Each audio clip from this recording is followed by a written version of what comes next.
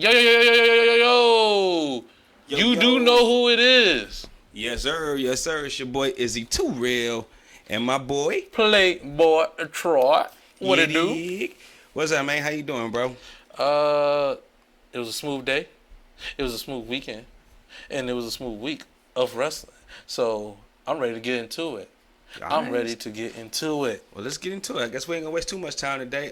First, we're gonna start off, of course, with some Raw and Smackdown highlights from the past couple days. Then we're gonna do some AEW Collision highlights.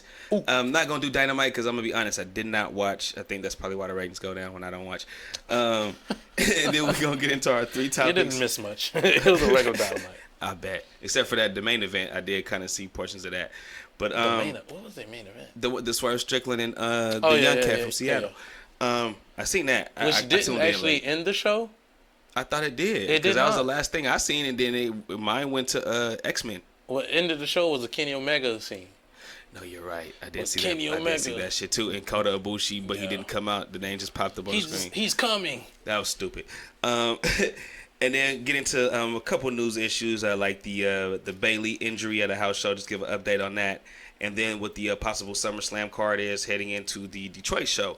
And then we have our three topics as usual and our theme song game. But you can start it off. No, I'll start it off. Talk about SmackDown since it came first. Yeah. SmackDown from last week, which would be what, the 14th of July? 14th or the 15th? No, 14th. That's right. Anything of note, really, besides the Jey Uso promo? Of note? In the LA Knight promo. I'm about to say, you got the Bloodline basically took over the whole entire show. They didn't take over the whole show, but they had their moment. LA Knight, once again, maybe the biggest babyface that's not a babyface in their company. He's listed as a heel still, so. Which is fucking stupid. I mean, yeah. Like, all right, because that's fine that you said that. Because now we can kind of tie in news issues with our conversation. So it's like almost segues, but not.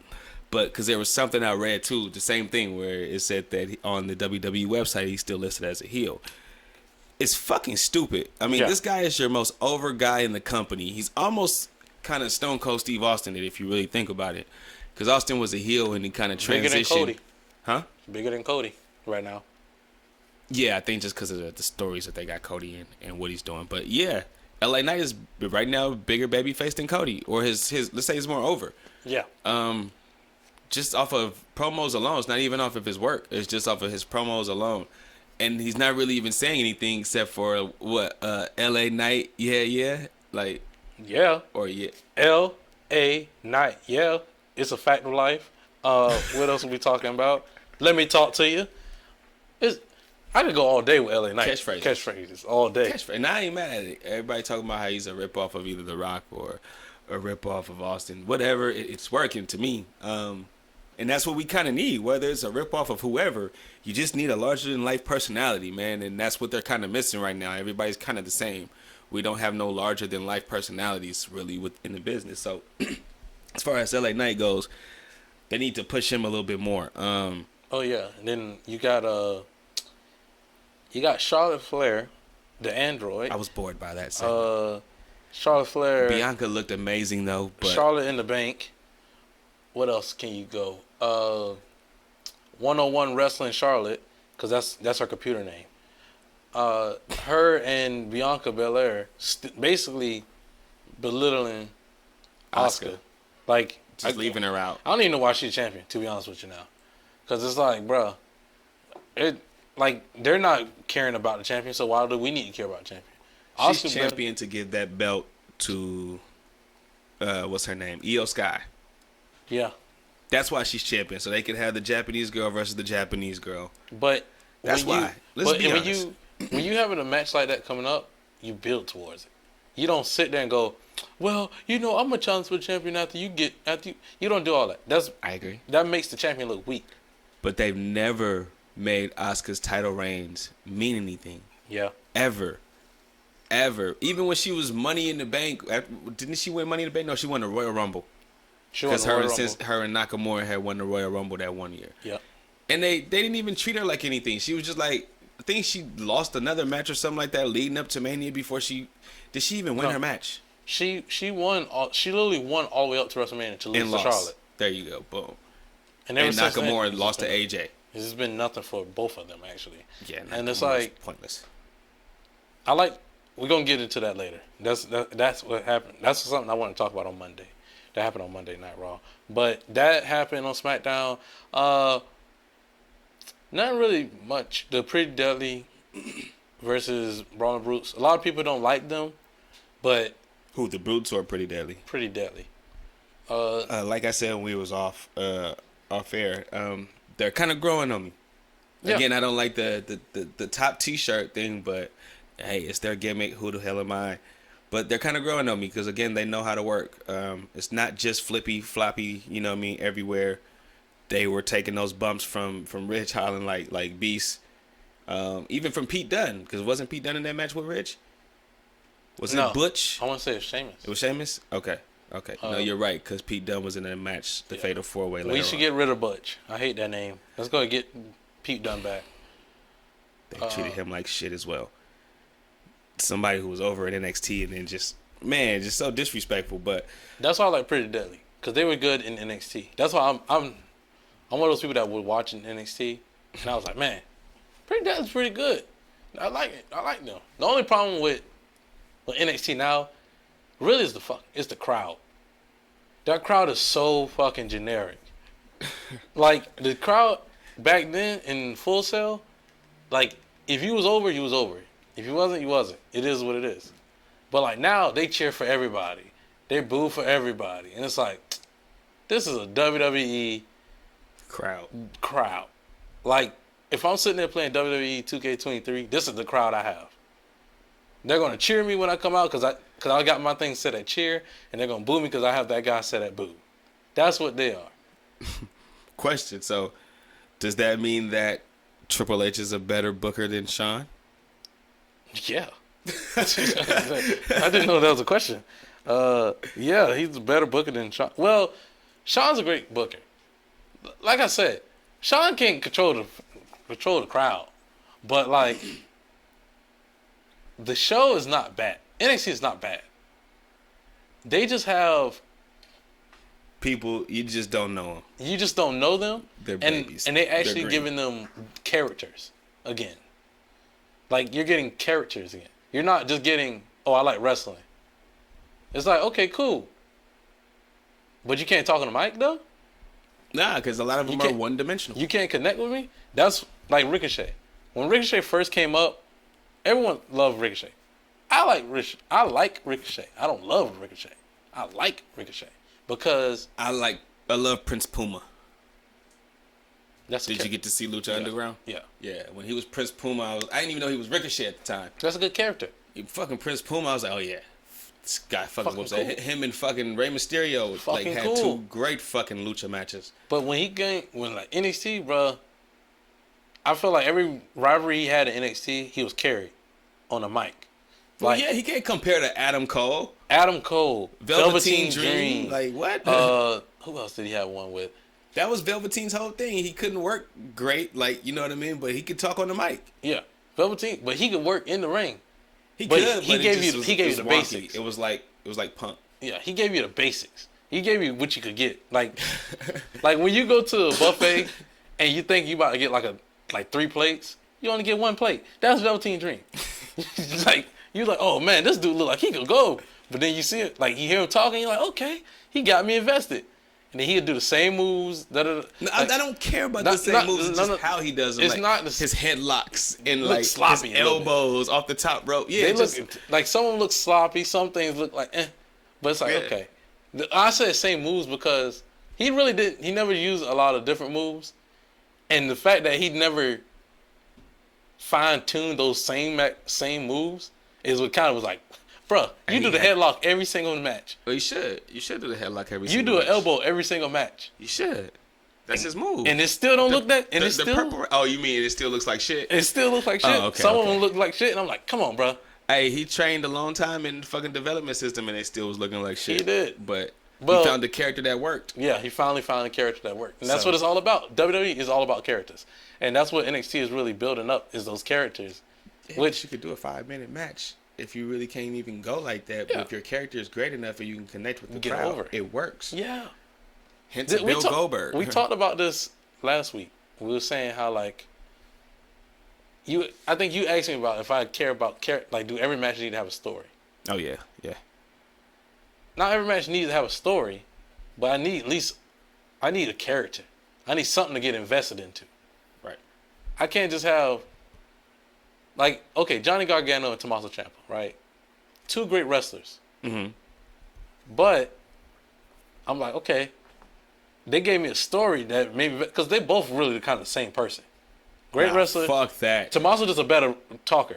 I think he's a better talker, and when you give him something, he's a better character. Like, his Blackheart character was fucking great. Yes. But I've never felt like Johnny Gargano had a character. Like, he just was bland. He just Johnny Gargano. Yeah, he's just Johnny Gargano. With Candice LeRae or whatever. And who can wrestle good. And that's the problem. When you have just a guy who's, I'm this person, I can wrestle. Okay. What's cool? But you're video gaming me, though. What's so cool about that? But when you give me, like, Tommaso Ciampa, who's a Blackheart, and I'm like, okay, this dude, he doesn't care about anything. Right. He only cares about himself, and he wants to win and be the best guy, and he doesn't need a tag team partner. And then that's the story right there. That's a good enough story for me. But if you give me before the Blackheart and everything, they used to have Tommaso Ciampa and Johnny Gargano have matches together before DIY. And I've been right. And I've been looking like, okay, these 2 guys can wrestle. In one of the little tournaments before the Dusty Classic, because remember they teamed up in the Dusty Classic, and I think that's how they became DIY, right? Yeah, before the Dusty Classic. Okay. Because that's how they ended up becoming DIY. Because didn't Tommaso Ciampa had a Mohawk? The Mohawk, yeah. So they used to just wrestle, and I was like, okay, I can't. Like, I was like, okay, they can wrestle, but I was like, what else? I need more. I need a little bit more. Give me, if you add a little bit of character, it's like when you're baking chicken. You put salt and pepper on it, cool. Mm-hmm. But you gonna put some flavor on that chicken? You gonna flavor it up? Like, give me some lemon pepper or something. Nah, I get it, but I also look at it too, like, with Johnny Gargano. When he turned heel, did you give a fuck? No. When Tommaso Ciampa turned heel, did you give a fuck? Yes. To me, sometimes it'd be that little switch, whether you're a heel and you need to turn babyface and that helps you, or you're a babyface and might need to turn heel. Johnny Gargano needs to stay babyface. He just needs to, have that story where he's the ultimate underdog. Ultimate underdog story. That's his story. And if he doesn't have that, then that's game over. But he doesn't even have the personality to carry that. At least X-Pac, when he was the 1-2-3 kid, as bland as he fucking was on the mic, he was like a fucking deer in headlights. But you believed he was that scared fucking kid, but he knew what he was doing in the ring and he can get a victory. Johnny Gargano was just like, I know he's going to come out there. I know he's going to give me some kicks. I know he's going to give me that spear, that slingshot spear. He's going to give me that. I'm just going through his moveset. He's going to give me that slingshot DDT where he hooks the ropes, come over, DDT. He's going to give me a small package, roll over kick. And I know his moveset. Yeah. You know what I mean? So, like, to me, I just feel like, okay, I know your moveset, but can you hook me? Like, and he can't. The problem is WWE. Because, like... Fuck that. It's him. I'm going to tell you why. I started to get like, I was already an NXT fan. Like, I knew him from NXT. Right. But when he came back to the main roster, after, all the stuff, right? Right. He really was just floating around. He was just another guy on the roster. His match, when he was in Elimination Chamber, that's when you should have capitalized off for Johnny Gargano. Was people cheering him like that in Elimination Chamber? Yeah. It was, man, they was cheering, because really, it was only 2 people that you really wanted to win out of that match. Bronson Reed or Johnny Gargano. Bronson Reed, damn, what Elimination Chamber was this? This was Bronson Reed. This was literally like last year. I was about to say, was this last year or something? Yeah, with Austin Theory as a United States champion. Oh, I was about to say, because I remember when Johnny Gargano came back, it was just quiet, like hands in seats. Oh, yeah, yeah. That's what I said. They didn't do anything with him until the Elimination Chamber. They Kofi'd him. Yeah, they finally got momentum behind him, and then they instantly took him off TV. We haven't seen Johnny Gargano. I don't think he ever got no momentum. I think that's why he was taken off of TV. That was his momentum. Because I was like, bro, the crowd was cheering for him. They was invested in him. And then he probably came out the next Raw, and then nobody gave a fuck. And they gave him that trash-ass theme song. They changed his theme song right after that pay-per-view. Well, yeah, he should always have Rebel Heart. That might help. Rebel Heart was how you knew it was Johnny Gargano. That might help, not even because you know it's Johnny Gargano, but maybe a lot of people know the song. Because it's a cool little tune, but like, so but maybe people might know that song. With Johnny. It's like cult of personality. I get what you're saying, but what I'm saying, to get the babyface responses that you want for him, might be to get that song back to people at least know the song. And like how they do with Seth Rollins, they can sing the song or whatever, and they can give him his pops. Maybe that could work, but as far as personality, he just doesn't have it. Whether he has Candice LeRae with him, whether he has Bronson Reed with him, whoever, it just doesn't work. The babyface story. He needs Ciampa. The babyface story and that theme song is what's gonna carry Johnny Gargano his whole career. Because and Tommaso Ciampa. Him and Tommaso Ciampa also are great. Like that story. Ciampa. Like even if they're like going against each other, them two, like Ciampa brings out the best of him.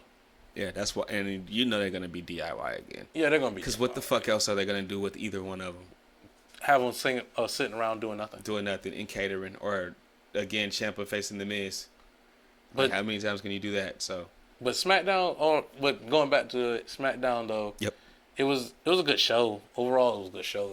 It's a typical SmackDown that you respect. Like I don't expect a bad SmackDown. To be honest with you. No, because the pacing is right. Yeah. 2 hours is right. Especially so, because we didn't talk about it, and you can't talk about SmackDown highlights without talking about it. But the Jey Uso promo, and where Solo and Heyman came out, Jey cut a great promo, pretty much. Always.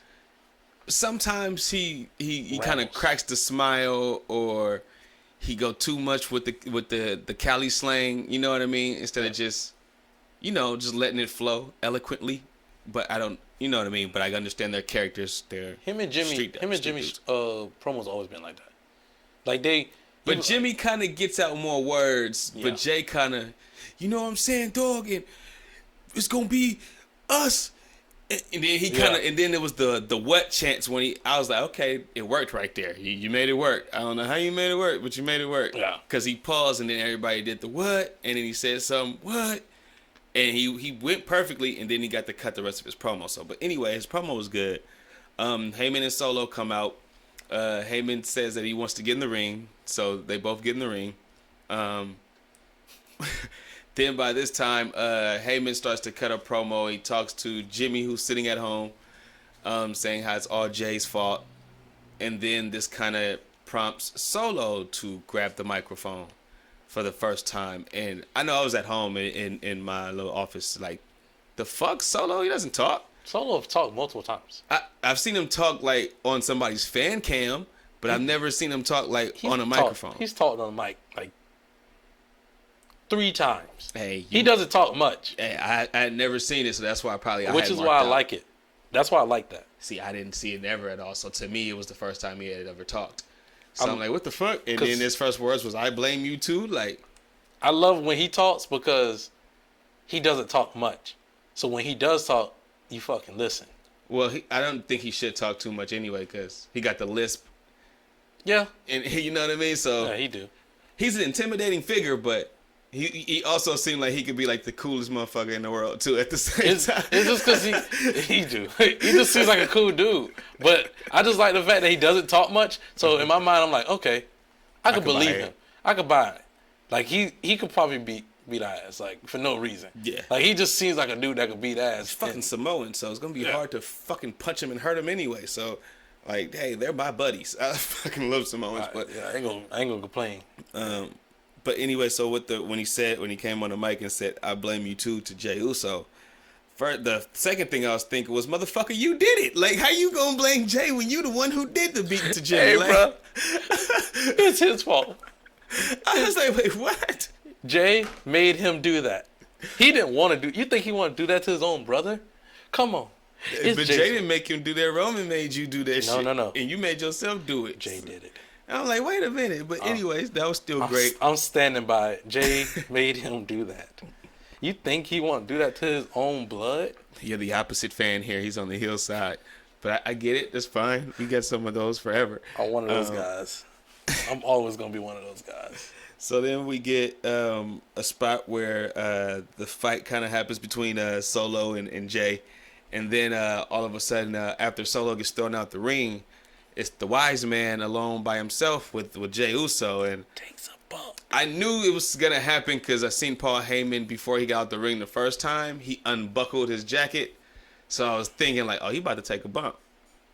Is he going to have it? And then when he got there by himself with Jay, and then Jay finally super kicked him, and he took the most walrus-looking bump ever and just splattered on the canvas. Hey, man, don't talk about the wise man. I love Heyman. And then he said something about, he said something about the Juga. I don't know, something like that.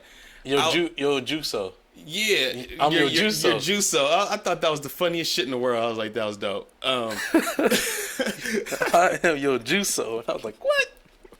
I don't even know what to say about that. It was funny how it worked. He snuck it in there, but it worked. Uso, Juso. So to me, it worked, just like Usi. But anyway, so Heyman takes the super kick, and then Solo gets back in the ring, and then they fight again for a little bit until Jay gets the upper hand. But how did you feel about that segment on SmackDown, man, where they trying to continue this whole little storyline between mainly Jay and Roman? I think it sets up it sets up a match between him and Solo, because I think Solo's going to interfere at SummerSlam, causing him to lose, and we're going to get a Jay versus Solo match. That's my thought of it. Or do you think it can go another way with Solo? How long do you think Solo's going to stay with Roman? Because they've been teasing this. Solo and Roman are going to bump heads after he loses to Jay at Payback. Because that's when. So do you think Roman's going to lose the title to Jay, or do you think he's just going to lose a match? Okay. Roman's going to win the match at SummerSlam because of Solo. But I think it's going to be an accident. So what do you mean? I don't know. For some reason, I just feel like Solo's going to go the opposite way. You think he's going to accidentally take out Roman? Yeah, is the title on the line? Yeah. At SummerSlam? Yeah. Okay, so yeah, absolutely Roman's going to win. But oh, come on, bro. Like this match wasn't going to happen without no title. They're setting this up for Solo to go with his brothers. That's what I'm saying. So this is his Playboy Choice fantasy booking right here. You ready? Yep. Solo costs Jay the title at SummerSlam. Mm-hmm. Jay is pissed. Now he's going after Solo, right? At Payback, Jay is gonna beat Solo. I would say after that pay-per-view, Roman's gonna come back, and he's gonna be like, "Bro, you lost." He's gonna be pushing him in the face. He's gonna be belittling him. So they're gonna drag this out another 2 months, bro. We're dragging out Roman all the way to WrestleMania 40. Until we can get to Philadelphia, we gonna get him there. Well, yeah, I see that that's what they're doing now, because there's no fucking way he loses at Survivor Series or no little baby pay-per-views in between. Oh, no. That doesn't fucking make sense. Bro. Or he loses at a house show. To be honest with you, he probably won't defend that title until the Rumble? Well, Survivor Series. Probably the Rumble, because Survivor Series is not War Games this year. For some odd reason, it's not War Games. So they're probably going to do Seth Rollins versus Roman Reigns. The SmackDown versus Raw, basic stuff, the usual. Because, your boy back there. And your boy likes... Can you stop calling him my boy? I don't like Vince's booking. Like, your boy. Triple H's booking brought me back to watching a full 3 hours of Raw. Yeah. A couple months ago. So, like, it wasn't Vince. It absolutely... Well, I didn't even say a couple months ago. Now it's been like damn near 8 months. I'm just saying, he's your boy because you be advocating for him. And your boy... Who? Don't like I don't advocate for current Vince. He doesn't like War Games because it's not his idea. So he doesn't do anything that's not his idea. That could be the reason. That is the reason. It could be, or it could be because AEW just doing it right now, or doing too much of it, and they can't do it without the blood. If it ain't his idea. Did they do blood last year? Who? WWE. War Games? Yeah. Was it blood in the Usos match? There haven't been blood at War Games ever since they done it, to be honest with you. All right. So they've always done. Triple H loves War Games because he likes old school things. He's a retro kind of guy. And that's why I fuck with Triple H and his booking. Vince is. This is not even Vince's booking. That's why I hate when we say that too, because it's like this not even Vince's booking. Vince just okays the dumb shit. This shit comes from writers, and Vince tells them to rewrite some shit that they think that he'll like, and it be dumb shit. If he tells them to rewrite it, then that means that's him. It's not his idea though. It's not his bullshit. Well, sometimes it is. He does retweak some ideas and throw some in, but he doesn't like War Games because War Games was created in WCW. I'm not arguing that. That's a known fact. But I'm not arguing that. That's why we're not doing it. But some things, like he doesn't like tournaments. No King of the Ring. That's why we always do gauntlets. We were supposed to do a King of the Ring this year too. We always get gauntlets, or we get this is a tournament where it's only 2 matches to face off each other. And then they face in 2 triple threat matches. Yeah, to face off in the finals. Oh, look, that's a tournament. That's not a tournament. It's not a tournament, dog. Not one bit. So it's like just having matches week after week. Yeah, and it's usually the people that you've already seen facing each other now all in one ring. But that's why I feel like these are just like stupid ideas that come from writers that be like, "Well, Vince is gonna like this." Yeah, Vince is gonna they're doing it too. Like, they're doing it for Vince because they're like, "Well, he's not gonna change this." Like. But before I thought it was true. I felt like it was Triple H. I don't like to say I feel a lot, but that's a dope move. But Triple H he does like stories. He's a story kind of guy, so he loves long-term stories. And that's why I feel like. Oh, sorry. Go ahead. I didn't cut you off. It's all I was saying was like Vince McMahon started the Bloodline story. Triple H just picked it up. He picked up where it left off at, but as it went on. He made tweaks in it like Sami Zayn. Sami Zayn wasn't supposed to be a main part of the story. Not at all. But he made tweaks into it. Yeah, because he took over and made that shit dope. It wasn't just Roman. Yeah. He made it dope. But now it's kind of getting back to that just Roman section, which is it's the rise and fall of the Bloodline. Cool. But I still okay. So with that, I still kind of feel like this is not Vince. Like I feel like it's Heyman. This is Heyman and Triple H. It's a three-headed story right now. Because you can see some stories where I'm like, where do you see Vince? I see Vince in certain matches or like certain moments where it's like he only pays attention. Like if Triple H and Paul Heyman, that's why I said it's three-headed.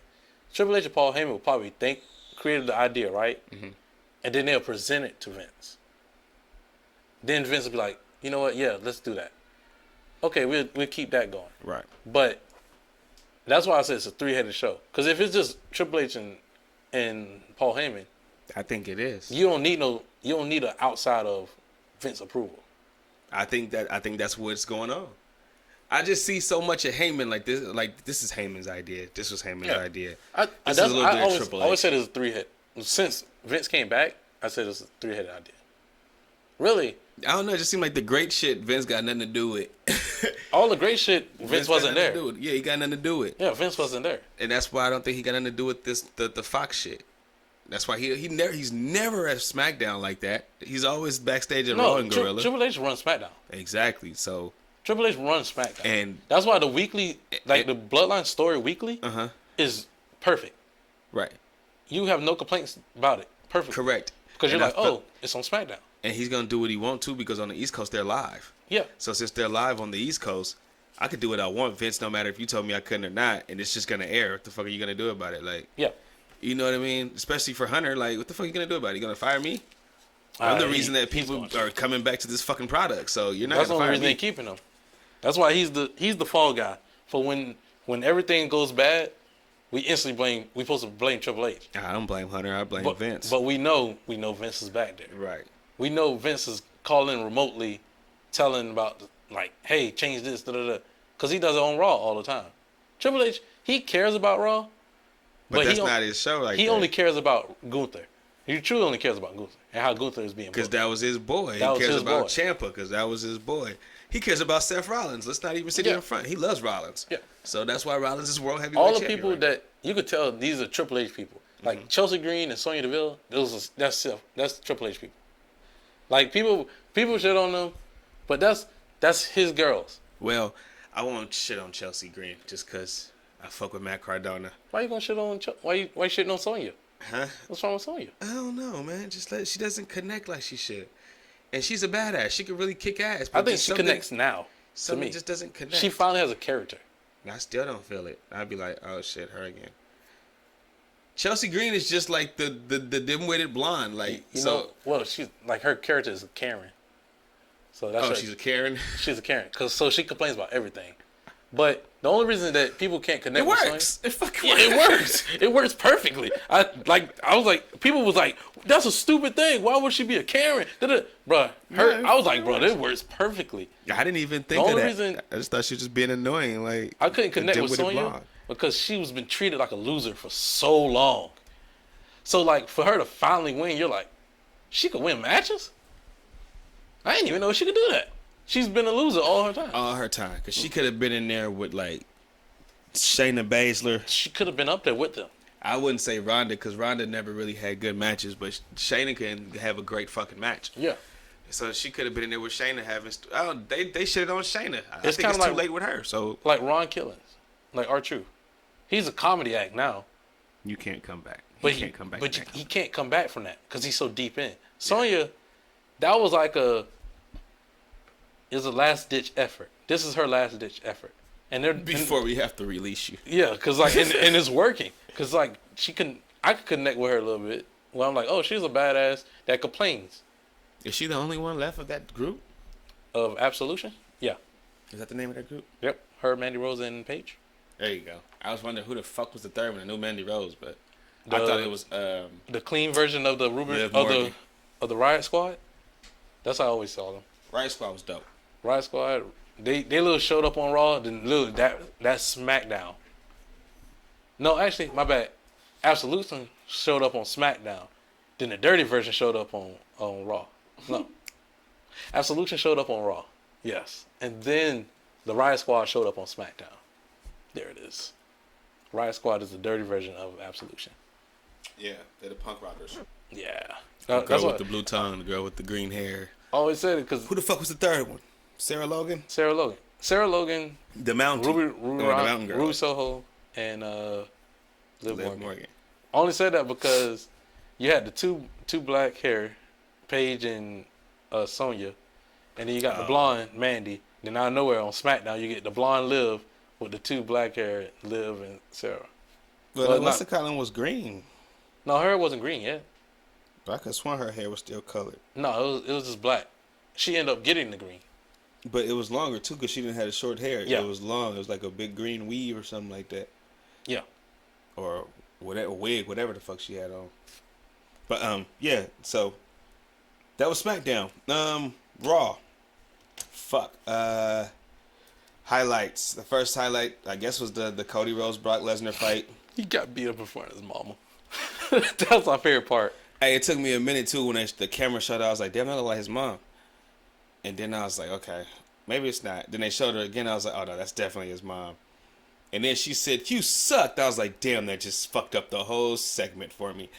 I was believing it. And then when she looked at him and said, you sucked, I was like, it would have worked better if she would have gotten the ring or something. No, Brock don't touch her or nothing, but just F5 or something in front of her or something. It would have been funny if she got in the ring and Brock F5'd her. I would have loved that. Nah, she too old to take a bump like that. I would have loved, because when he did that, you're a dick. Like so you want this 50, 60-year-old woman to get in the ring and take a F5 bump. She's never taken a bump before. She's again in her 60s probably. If my mom is 60 and me and Cody are the same age, so yeah. But yeah, you want her to go in there and take a F5 bump for your amusement? You fucking dick, bro. Why are you making me seem like a bad person? Because that's evil. Because you wanted her to take a bump. Because all I could think in my mind when he did that was Zach Gowen. When he like, and how she gonna fly just like his body did? No, when he destroyed him. Oh my gosh! If that's the case, get the little cousin to get in there that was sitting next to her. Oh, that would have been better. Yeah, have him take the bump. His body can take it. No, it would have been funny if it was Dustin Rhodes or his brother's son. Oh, whose brother's son? If Cody Rhodes' brother, I don't think Dustin got a son. I think he just got Dakota, the girl. Oh, that would have been better. She ain't fucking with that shit. Oh, she was in one storyline in like '96 and just, like you never seen her again. Bro, if he would have got hurt F5'd, oh my gosh. Think of the heat. Yeah, I think they needed something a little bit bigger than that. Think especially of with the mom there. Oh, You F5 mama's grandbaby? But that's why I said one of the little cousins right there. That would have been so great. Because the two cousins was right there by the mom. So, and you could tell that they were with Cody as well. Because one was a girl, one was a boy. That's what it would have been better if he would have gotten there and maybe take a bump or just even a palm. Like, you know what I mean? A mush. Or just snatch the shirt off of him. Yeah. I would have been okay with that. Yeah, just something like that to bring the heat on. I just want y'all to know I'm not a bad guy. He gonna try to clear the air. Clear the air. I'm not a bad guy, but I like entertainment. But me too, with people who are with it. If you sit there and you F5 the mama, that makes it personal. F5 the mama of a 38-year-old. Yeah. So there's probably a 20 to 30 year age gap. Yeah. Between them, which would make that person 58 to 68. Yeah. If that math is correct. Ric Flair out here taking bumps. He shouldn't. We know how his heart is. He shouldn't be out here taking bumps. Sting out here taking bumps. Yeah, Sting is crazy. So why we can't get Mama up in there? You don't see Hogan taking bumps. He can't barely walk. He can barely walk. What are you talking about? He said he want one more match. We don't even see Ricky Steamboat in there taking bumps. We don't see Arn Anderson. He just retired this last year. Don't matter. We don't see them in there taking bumps like that. But grandma, Ricky Morton, Mama can't take a F5. Hell nah, shawty. We extra cushion the mat. Nah, because you'll be able to tell. Oh, hear me this. You ready? Uh-huh. You handcuff Cody to the ropes. Grab the mama out the ring. No, you handcuff the mama and do the shit to Cody. Fine. I mean, we're gonna have to snatch her across the barricade no matter what. He could pick her up gently. It's Brock. Nah, belly to belly, like you about to crush her. Pull her out over the barricade, put her in the ring, handcuff her, sit there and just F5 her son over and over again, put a Kimura lock on him, and walk off with a cowboy hat. God damn. Yeah. Billy Badass from Minnesota. That's what I thought was gonna happen. Brock Lesnar. But she never came over the barricade. I was like, oh, you know what I thought was gonna happen? What? They was gonna fucking tell us why they fighting still. We don't know. I thought Brock was gonna say it. When he picked up the microphone, I was like, finally, we're gonna get an explanation. I'll see you at SummerSlam, bitch. That's fucking it. That's it? Why did you attack him? Did Heyman pay you? Like, what? Please let us know something, man. Can we please get some type of story here? Like, give me something. Now we're gonna have all the internet marks over here. All these guys do is cry about a story. Goddamn right. He's Brock Lesnar. He could just do whatever he wants. That's how they fucking sound. Yeah, but here's the logic though. Even though Brock Lesnar's a beast and he can do what he wants, he's still gonna have a reason for going to go beat this motherfucker's ass. Whether he likes him, dislikes him, whether he's doing a hit for somebody, he's gonna have a reason to go do it. He has to have a reason. He didn't just wake up in the morning and was like, I'm gonna beat Cody Rhodes' ass. I know we gonna team tonight, so once we team tonight, I'm gonna just attack him. I'm gonna fuck him up. Yeah, like, he ain't gonna see this coming at all. I know he gonna want to fight me, but I could whoop his ass. I'm gonna whip his ass, pal. Right? That's a Vince thing. It just needs some logic, yo. Put the logic to it. No logic. That's what I'm saying. It hasn't been any so far, and that's what the fans are like. VM, the fans will say. VM equals NL. VKM. Yeah, VKM equals NL. Anyway, continuing on. A lot of Judgment Day. A lot of Judgment Day. If Bloodline's gonna be on SmackDown, gonna get you some Judgment Day on Raw. A lot of Judgment Day. Yeah, I don't like this group anymore, blood. Like, what? I'm not a fan. What? I want Damian Priest to go out on his own. I want Are you the crazy? new Eddie Guerrero / Dominic Mysterio, which I love Dom. I'm just cracking a joke. I love Dom too. I want Dom and Rhea to do their own thing together. Dirty Dom. Keep Dom and Rhea together. Like Eddie in China. Yeah, keep them the fucking together at least for like a year or two. Keep them together. We get Rhea to turn babyface. And as of right now, I don't give a shit what goes on with Finn Balor / Prince Devitt. That's crazy. I really don't. I like what's. I don't care. If they would have gave us this story 5 years ago. No, not even 5 years ago. If they gave us this story without that match at Money in the Bank, I would have been so invested.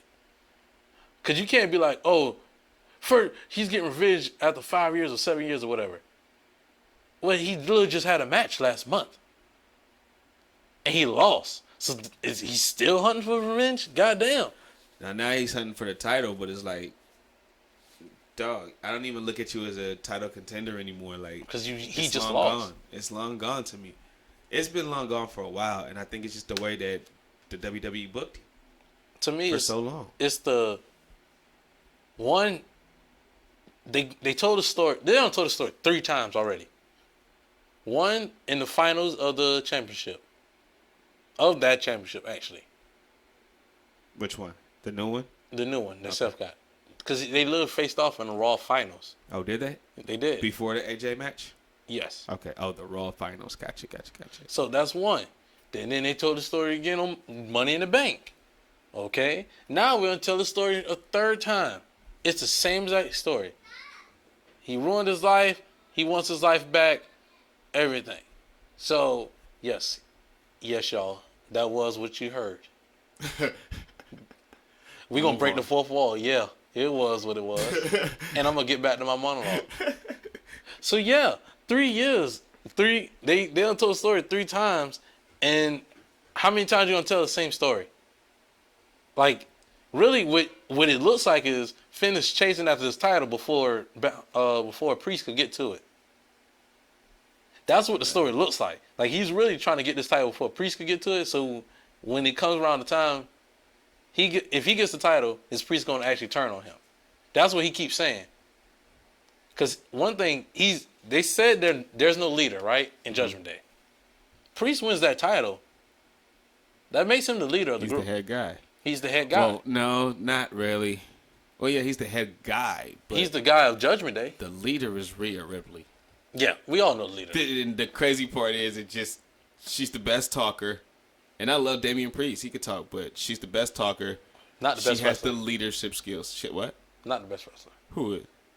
Rhea's not the best wrestler out of the group. The best wrestler in that group is Finn Balor, but the best wrestler in that group is Finn Balor. It's no fucking question. He's the most experienced. Yeah, I guess. Like, there's no question about that. To me, I like Damian Priest, man. He could go in the ring. I could put him out there for 20, 30 minutes with anybody. I know I'm going to get me a good match. But I'm not shitting on him, but it's like he's the middle line. No, he's a great wrestler, but what I'm saying as far as like, can he do every style? Yeah. I've never seen him ground wrestle before. Even when he was Punishment Martinez, I never seen him ground wrestle before. Never seen him have like a technical match with like a Danielson type of match. You know what I mean? Okay. I never really seen that. With Finn, he'll give you all of that. Even though he's little as hell, he'll give you all of that. But that's the thing. So that's best wrestler in the group. Yeah, but because in my mind, Damian always he could be a high flyer if he wants to. He could do high flying style a little bit. Yeah, but it still looks kind of clunky. He could do the powerhouse style. It looks like a heavy guy coming out the top rope. He could do the brawler style. Of course. He could do the hardcore. He could do all those styles, but technical wrestling. Yeah, can he technical wrestle? Like a headlock game, chin locks, wrist locks. I haven't locks, seen. Submission moves. Yeah, I guess Finn. You're more technical. You love technical wrestling. I've seen Finn do it in New Japan, so that's why. He's done it before. He always.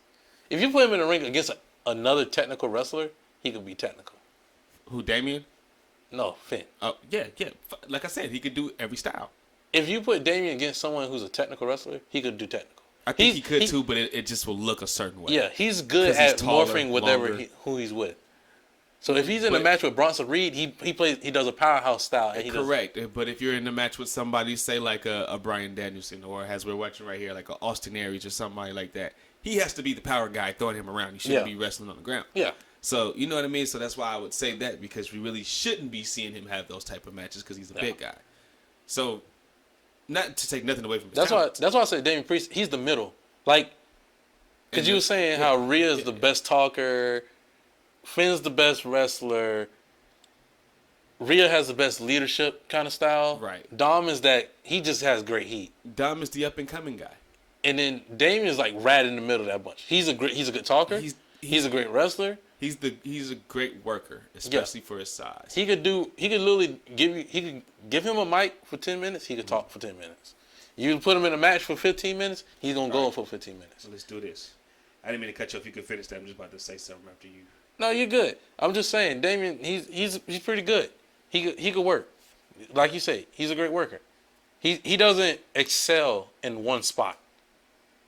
He's literally like he sits right there, as good on everything. Right. So do you think he should be the Money in the Bank guy right now? Do you think they put on the wrong guy? No, but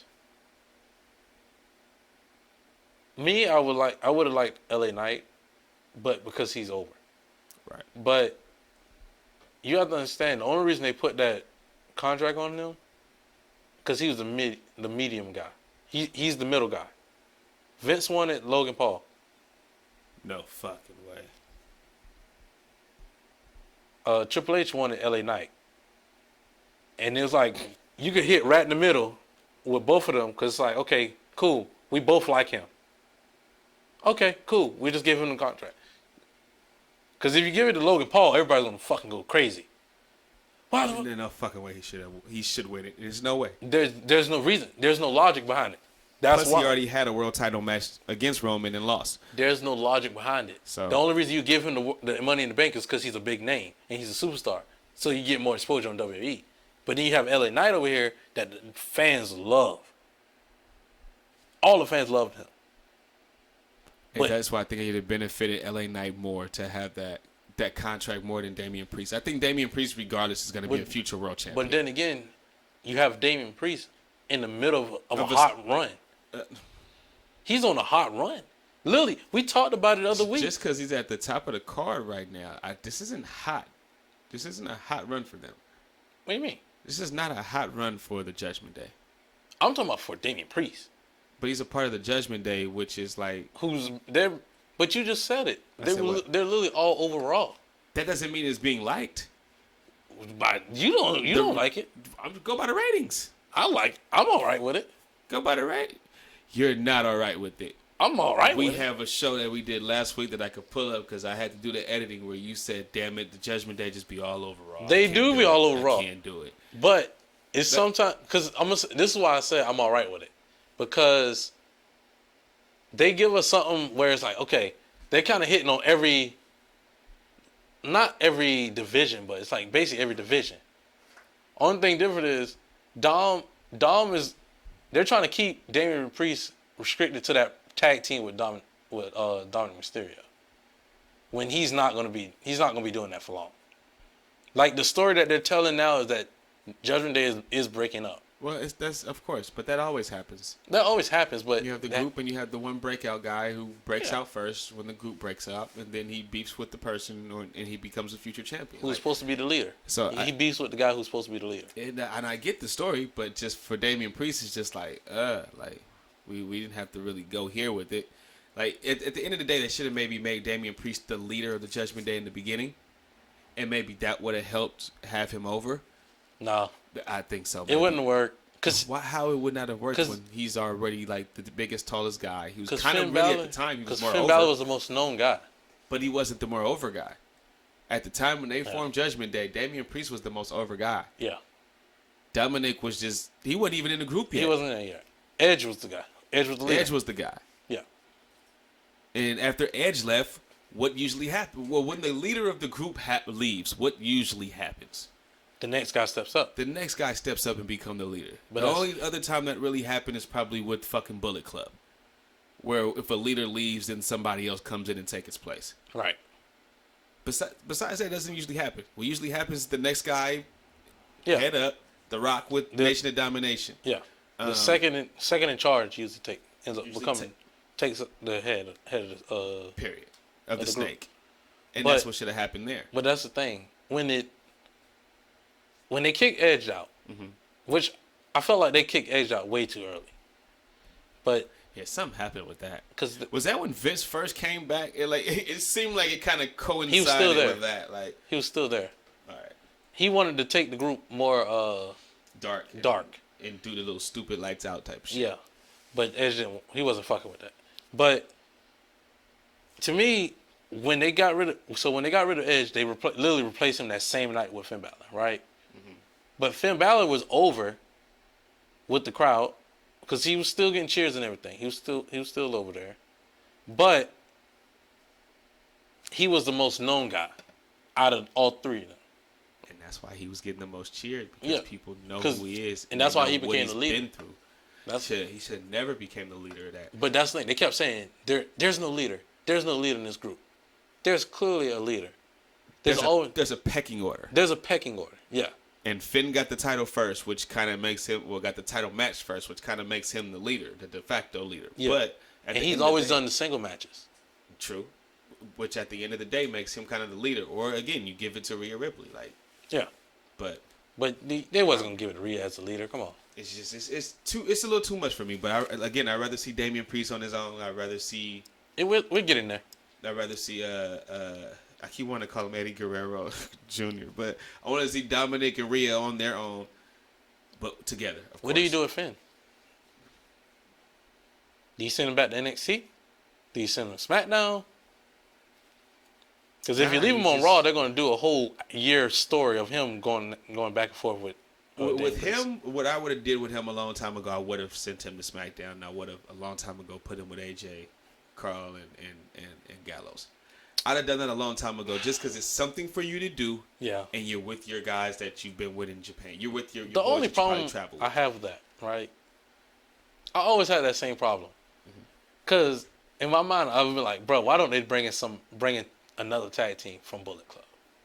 Because AJ and Finn were both leaders of the group of Bullet Club. Right. So when you put two leaders together, who's the leader of that group? Is it AJ or is it Finn?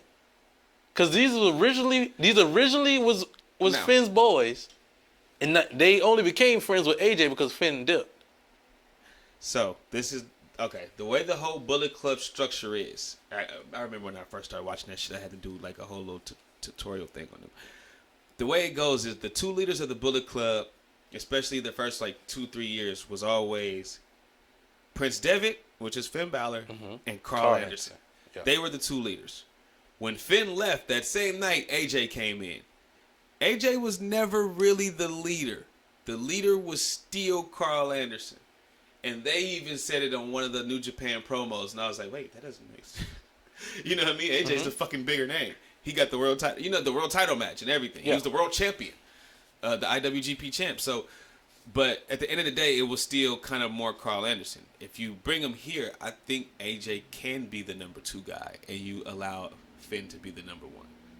Because AJ doesn't need it. AJ's older. He really kind of, you can tell he kind of doesn't even care anymore. But who's more over to you, AJ or Finn? It's AJ. And that's the thing. AJ is more over because he at one time was the best in the world. Because if you're gonna do that, right? The only way this gonna play out is if you have Carl and Luke turn on AJ, kick him out. Like they do the little buddy stuff, like we're all cool. Make AJ go on his own, and then you put Carl Anderson with Finn and yeah, and you actually turn them heel again. Well, I don't think they actually were heel together in WWE. Nah, they were only together for like a cup of tea. Yeah, when they had and they were good guys roles and shit. So and they were good guys. And then Finn got hurt or some stupid. Yeah, Finn got hurt again. Cause Luke and Carl only exist if AJ and Finn are not hurt. Period. But that's why I think they should be together as a foursome. Like who the leader is, it really kind of. Because in my mind, it kind of doesn't even matter with them. Unless you give it to Carl Anderson, like stop making him be the bitch. You know what I mean? As a group, they're going to be the tag team. That's fine. And that's when you have to have that one guy who's going after the world title. Or I could have them switch off at times. Like I could have Carl Anderson and AJ Styles be the tag team one time, like damn near Von Erich rules. Yeah. And have them switch, and then Finn can be the guy who goes after the U.S. title. I still don't see him as the world title, and I don't know if they're gonna ever put. Would you rather have AJ as the world title? I don't think they're gonna ever put him back up. But would you have him as the world title? Fuck yeah. In that group, that 14. Yeah. You have him as the world title guy. Yes. That's why to me, I guess I see it as egos. I always see things as like, especially when you become the guy. Mm-hmm. When you become the guy, there's no way that you could go back. That's like. But Finn was never the guy. He was. When? He was the guy when it was in Bullet Club. He was the guy. Oh, you mean in the beginning? Oh, and when he's in WWE, when he got the Universal title, that was his taste of the world title. So he hasn't been able to get back to that level. Yeah, but you was there for literally like fucking 18 hours. Yeah. If even that, because you had to relinquish the belt after you got hurt. You still get that. You still get that taste. And every time they've always put him around lackeys. When he's in the group, he's the guy. Okay, and you've always been put around lackeys, and you still was never able to touch that mountain. And you think he's just gonna be when you put him in a group again, and he's not the guy? Like I said, you can leave him by himself, but I just said that probably my best thought would be to put him with his boys, yeah. Especially if they're on the same brand. We all gonna think the same thing. Well, even if they were on the same brand or not, I would switch and put him over there just as something to do. Like you're gonna be used every week, whether it's a promo session with the Click or whether one guy has the match and you all go ringside. You're gonna be on TV every week. But that's why I think Judgment Day just doesn't work. Doesn't work. Bullet Club had Young Bucks and they had Carl and Luke. Mm-hmm. But they had the junior heavyweight tag team titles, and they had the heavyweight World Tag Team titles. Exactly. Just how Finn Balor or Prince Devitt was the junior heavyweight champion when he was the leader of the Bullet Club. He was never the world heavyweight champion. He was never even the Intercontinental champion. Right. Blah blah. Okay, just make sure my headphones work. But I'm saying when you get them, say that foursome, right? Mm-hmm. They gotta have another tag team now. Or you could have it where they're cross brand, where they're the same group, but one's controlling SmackDown, one's controlling Raw. Finn Balor has Carl Anderson and Luke Gallows on SmackDown, and they running SmackDown. And on Raw, you got AJ Styles and his tag team, but they're still under that same banner of the club. I want to know, kayfabe wise, that night, what was it, 2015 New Japan? The night where Finn Balor left and the night that AJ came in. I want to know what the fuck, kayfabe wise, what the fuck was going on in the back. Did they see each other? Did one was like, hey, I'm New Bullet Club now, and the other was like, oh, are you, hey? You know what I mean? Like, yeah. I want to know kayfabe wise what happened just for the whole sake of this conversation, because that would really help. I feel like Carl probably had that conversation. Me too, which would make him the de facto leader to me. Yeah, but I get what you're saying, because like in my head, I'm thinking about Evolution, right? Mm-hmm. Ric Flair was the leader. He was technically the leader. Well, no, Hunter was the leader. He bitched up to Hunter so many times, but he was technically the leader of that group. Nah, man, he was the mouthpiece. I'm telling you, he was. You can look it up. He was the leader. Fuck that. But Triple H was the guy. Because he was the eldersman. That's the role that Ric Flair was supposed to play. He's the eldersman. I get what you're saying, because you always have like the older guy, the veteran. Yeah. The current guy and the two younger guys. He just always played second fiddle to Triple H because he was the current. He's the right now. He was the present. Nah, it might sound like I'm fucking contradicting myself, but that doesn't fucking make him the leader. I don't know. I just never seen. You are contradicting yourself. I know. That's why I was saying like fuck. But I remember watching at that time, bro. He was not the leader. He got bitched out so many times to Hunter. Like if Hunter said something, it went. If Flair said something, it didn't go. You know what I mean? Unless it was to Batista or Randy Orton, then it went. But when it came to Triple H, Flair was a coward. You know, I don't have my confidence. I'm gonna do. Remember that speech? I do. Okay. But guess what? What's that? I'm gonna do a quick transition here. Oh, let's go. To one of my topics, right? Mm-hmm. When I asked, you had to turn the page. I did. Name a stable, because I wanted to get the right word. Name a stable that should have stayed together that didn't last long.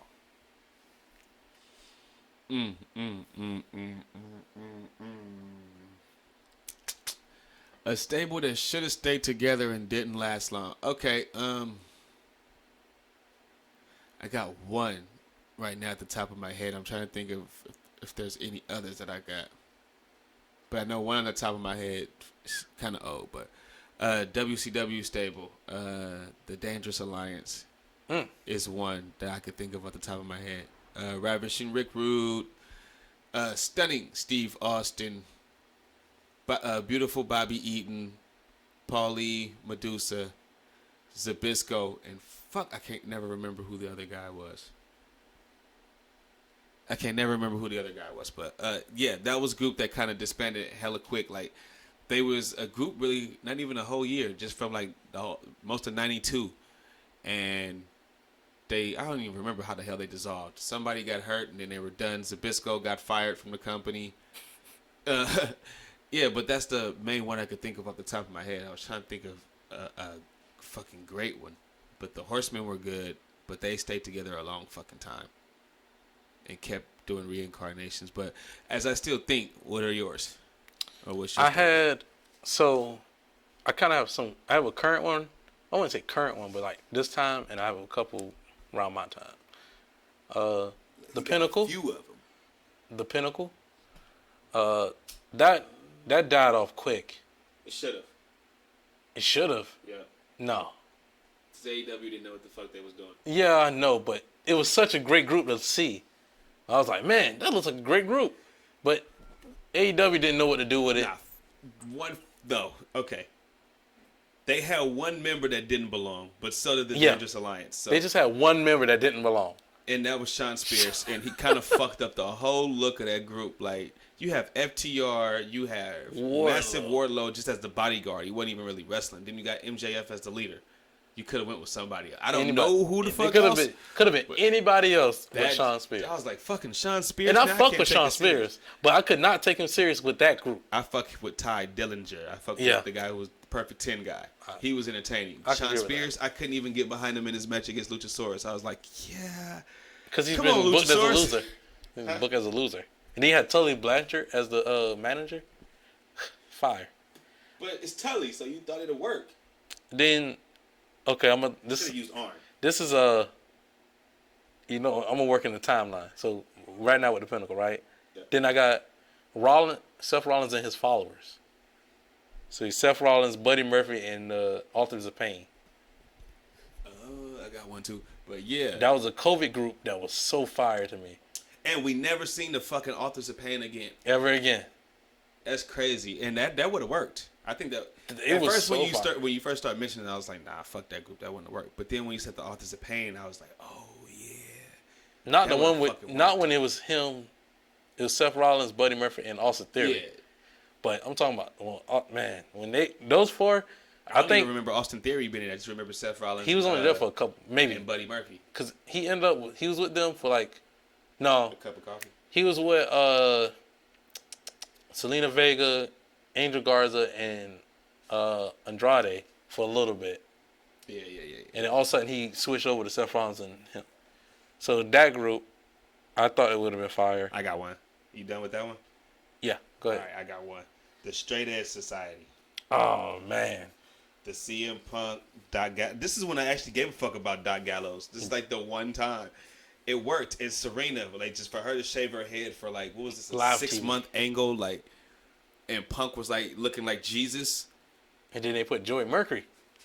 He did come later on. That's true. But I just love that run because Punk, who did he go? Oh, Mysterio. Rey Mysterio. He was just torturing Rey Mysterio just for weeks. And it wasn't even physical torture. Nah, it was just straight mental. It was all mental. Mental and verbal. And just the tirades that Punk would go on saying, I'm your savior and all. That shit was just great to me. So the whole Straight Edge Society, I wish that would have went on at least another year, but then we probably would have never got the Summer of Punk. Yeah. But if we would have got that instead of the Nexus version, the CM Punk Nexus version. We don't want to talk about that. Yeah, I wish we would have kept the Straight Edge Society instead of moving in that way. My last one was King Booker's Court. Who was in that? Booker T, William Regal, and Finlay. What Regal? Regal. And Finlay? And Finlay. Now, on paper, it sounds like shit. I get it. But I know that these are tough motherfuckers. Yeah. All three of them. All three of them. And this was at the height of King Booker. So I'm thinking ooh, you got Finlay as just, I don't want to say the court gesture because that's disrespect. He's the guy the hitman. The hitman. He's that's the court hitman. And then you got Regal who's the elegant talking. He could talk you.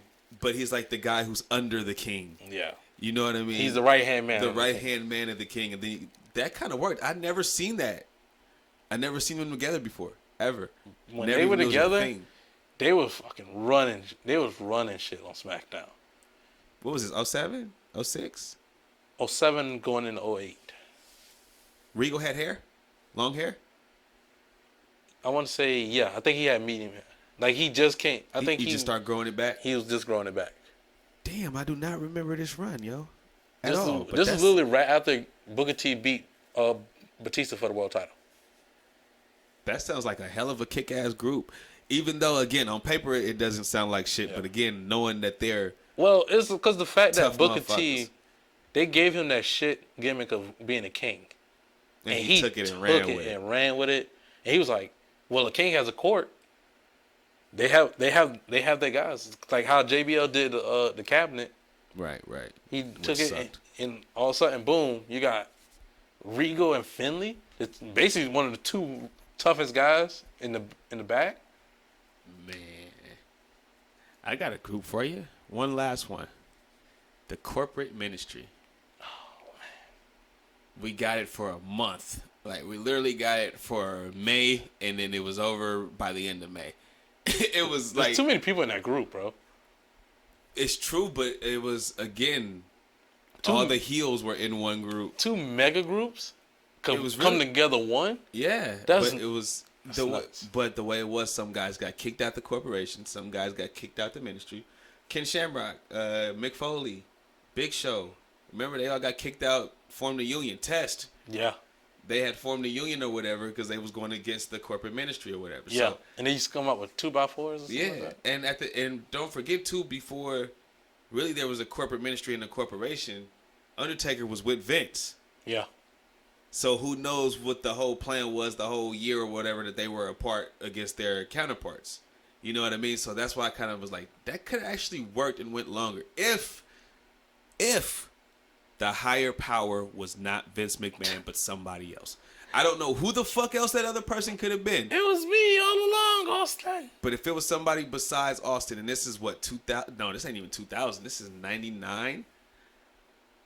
I couldn't even tell you, because if it was Christopher Daniels like it was rumored to be, a lot of people didn't even know who Christopher Daniels was. It was me all along, Austin. And Christopher Daniels was out here wrestling for APW.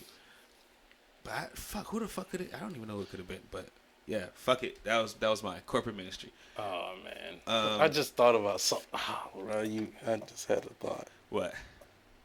X Factor. Yo, you dealing with the X Factor. You thought that group should have lasted longer?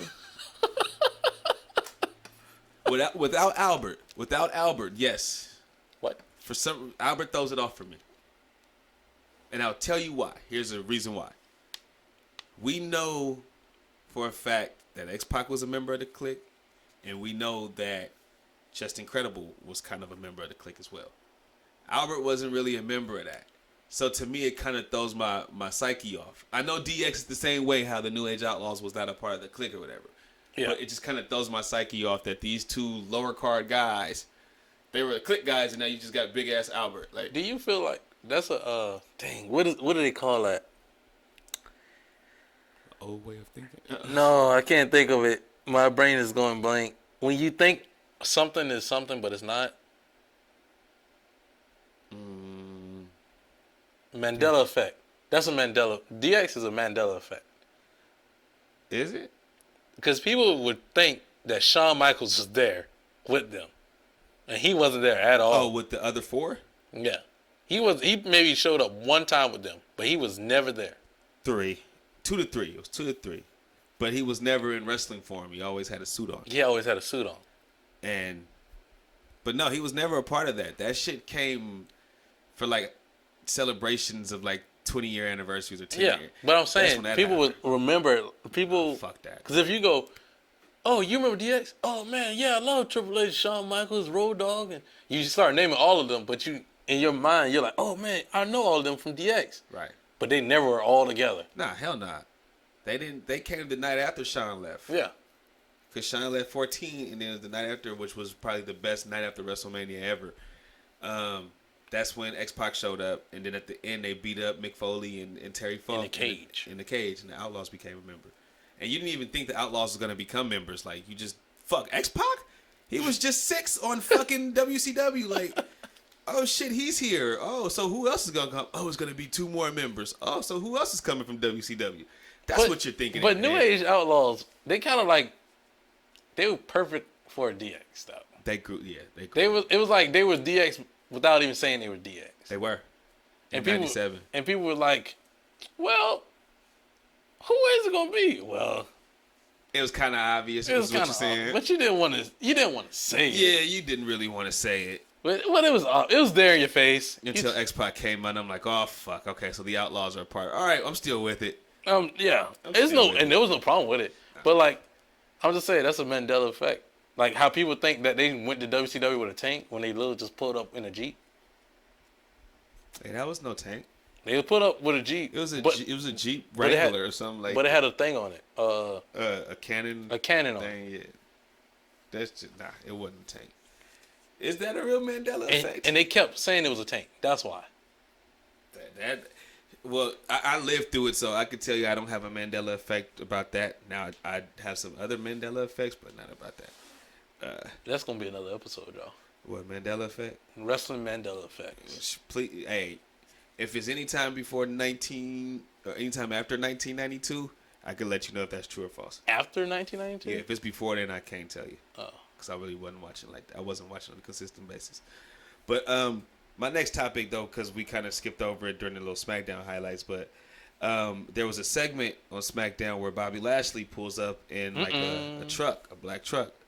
And when he pulls up truck too. in the all black truck, there's the Street Profits, Montez Ford and Angelo Dawkins, who are, let's say, licking their chops like this is going to be a very important meeting, but they still don't have a clue what the meeting's about. So. Can we talk about something real quick before we continue? Yeah, what? Can we talk about Montez Ford is always wearing a suit, but Angelo Dawkins always wearing a Nike Tech? That's like it just bothers me. it just bothers Was he wearing a Nike Tech? Yes, man. When like in my mind, I was like, okay, they about to talk business, and then all of a sudden I saw a hoodie around his neck. I was like, I know he's not wearing suits. Did he have a hoodie around his neck? Yes, he had an all black Nike Tech on. What? I didn't even pay no attention to that. I seen the black suit on Montez Ford, so I assumed that both of them had suits on. I thought they had. I thought they both had suits on. That's a Mandela effect for me now, because I could have sworn they both had suits on, but I didn't pay no attention to Dawkins. I got mad at watching it, because I was like, why is this nigga in a goddamn tech suit? He always looked like he's not ready for television. Like he's about to work out. Like when he gets in the ring, like his wrestling attire is not ready for television to me. He stresses me out. But I he just stresses me out, man. I didn't see that, but that's funny as shit. I wish I would have seen it so I could have really joked about it even more. But anyway, yeah, Bobby Lashley gets out, invites them into the truck so they could talk business. Hurt Business, perhaps? Could this be the reformation of a new version of the Hurt Business? Possibly. And if they do, is this one without MVP, or do you feel like he has to be included? He has to be included. Because remember now, this group, people don't know this. The original Hurt Business was in TNA. And it was the Beatdown Club, the BDC. Was Killings a part of that, or he was against them? Killings wasn't there. Wasn't it something with them and Moose, or they had a rivalry with Moose, or not Moose? It was another. You trying to remember who the third member was? It was a football player. No, who they was going against. They went against Moose, and they went against Austin Aries. Because Austin Aries was the world champion. The football player is buddy. He played for the Steelers. What the fuck is his name? I don't remember his name. Me neither. Do you remember the third member of the group though?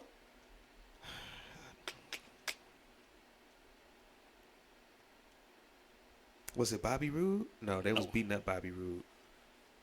I don't fucking remember. Kenny Kane. I don't even. Yeah. Okay. It took a minute for his face to pop up in my head, but yeah. So that the skinnier guy. So it feels right to have MVP in that group, because it's technically his group, but to me it is. To me, it's his group. So because I love Bobby, but Bobby, he doesn't sound menacing when he talks. Like, he doesn't. Again, he sounds like one of the nicest guys in the world. Like, but when you have MVP there, and MVP knows how to talk shit. I don't want to bring up his past, but you know he's a real one. Yeah, let's put it that way. So he knows how to talk. He could rap. He's a rapper. There you go. So he just dropped a song too. No way. Him and R-Truth still dropping songs at 50. Like, it's crazy.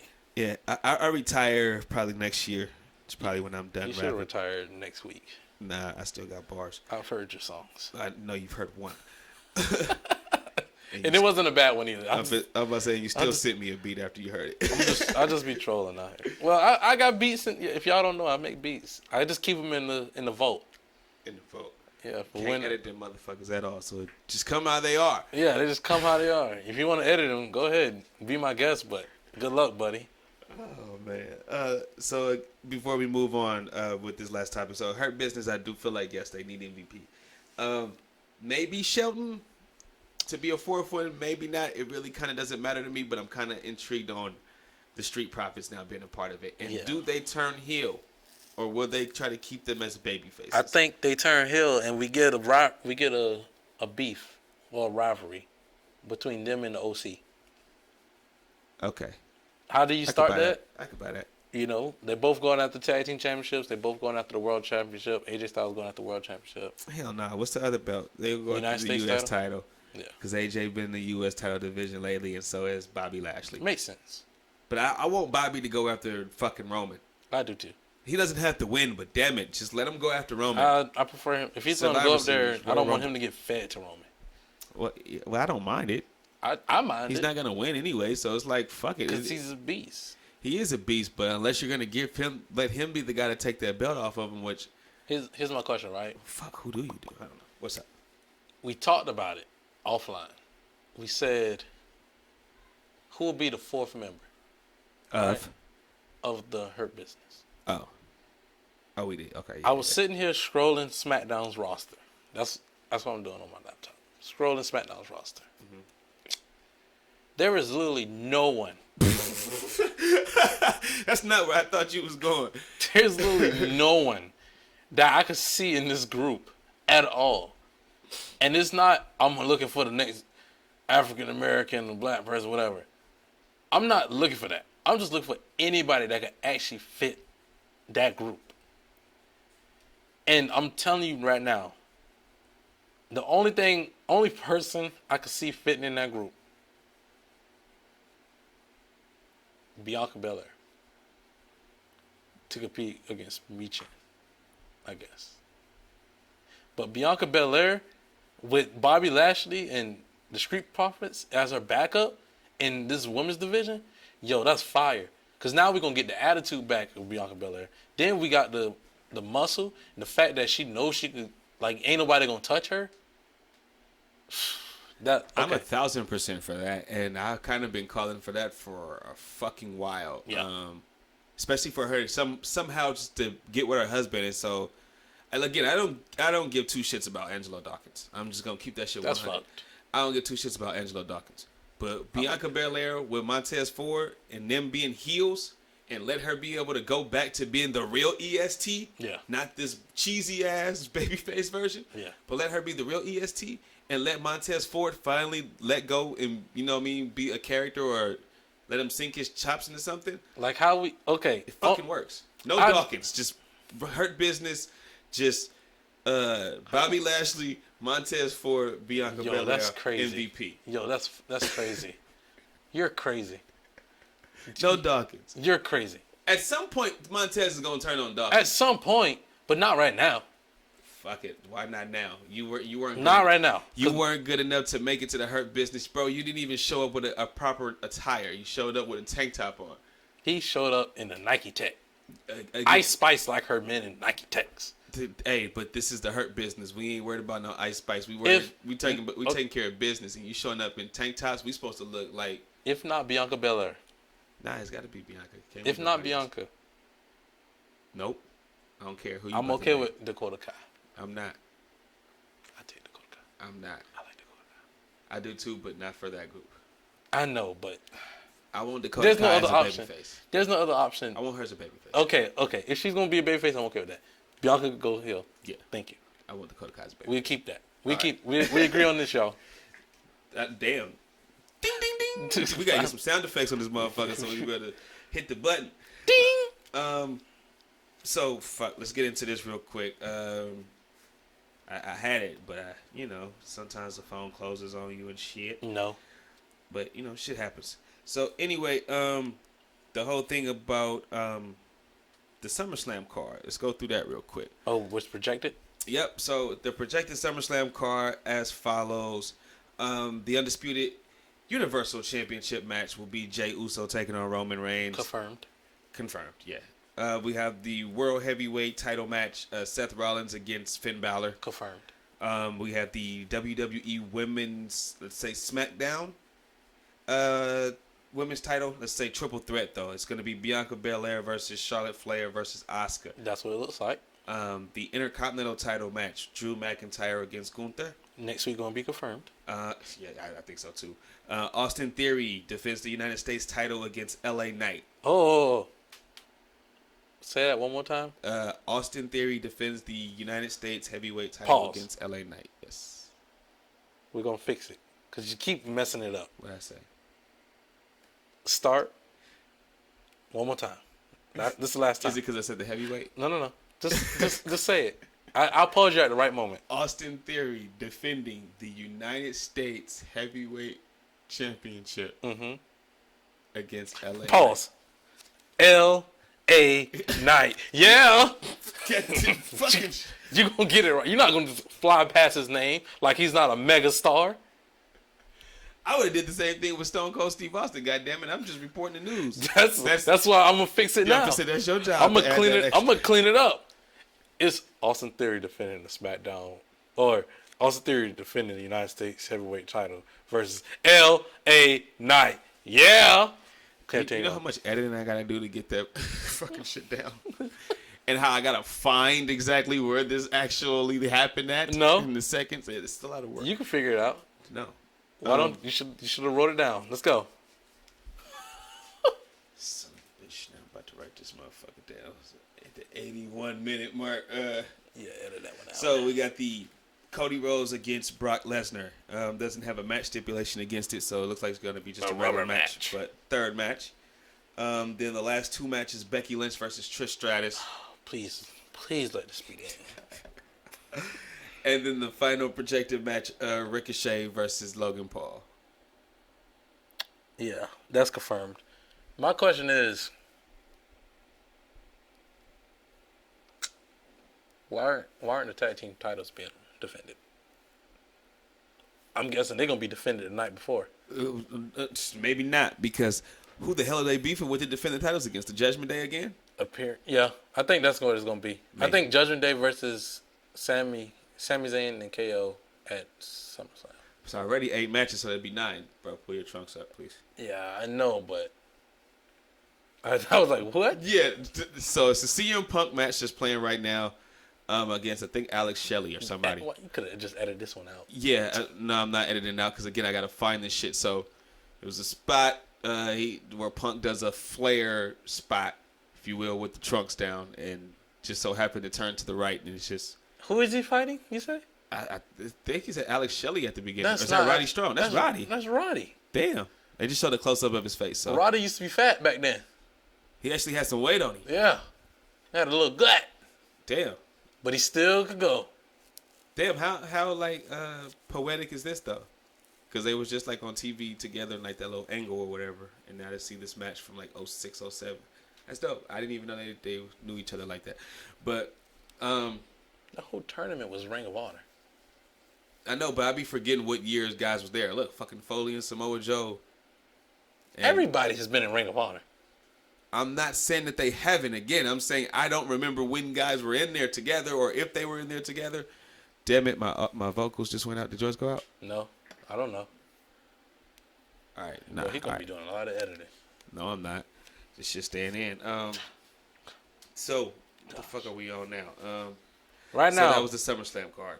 Do you have any predictions about any of those matches? Yes, I got Roman winning. Me too.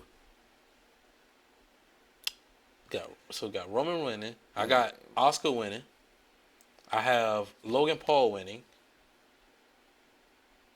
I have LA Knight winning. I have Becky Lynch winning. I have Seth Rollins winning. Gunther and McIntyre. I have Drew McIntyre winning.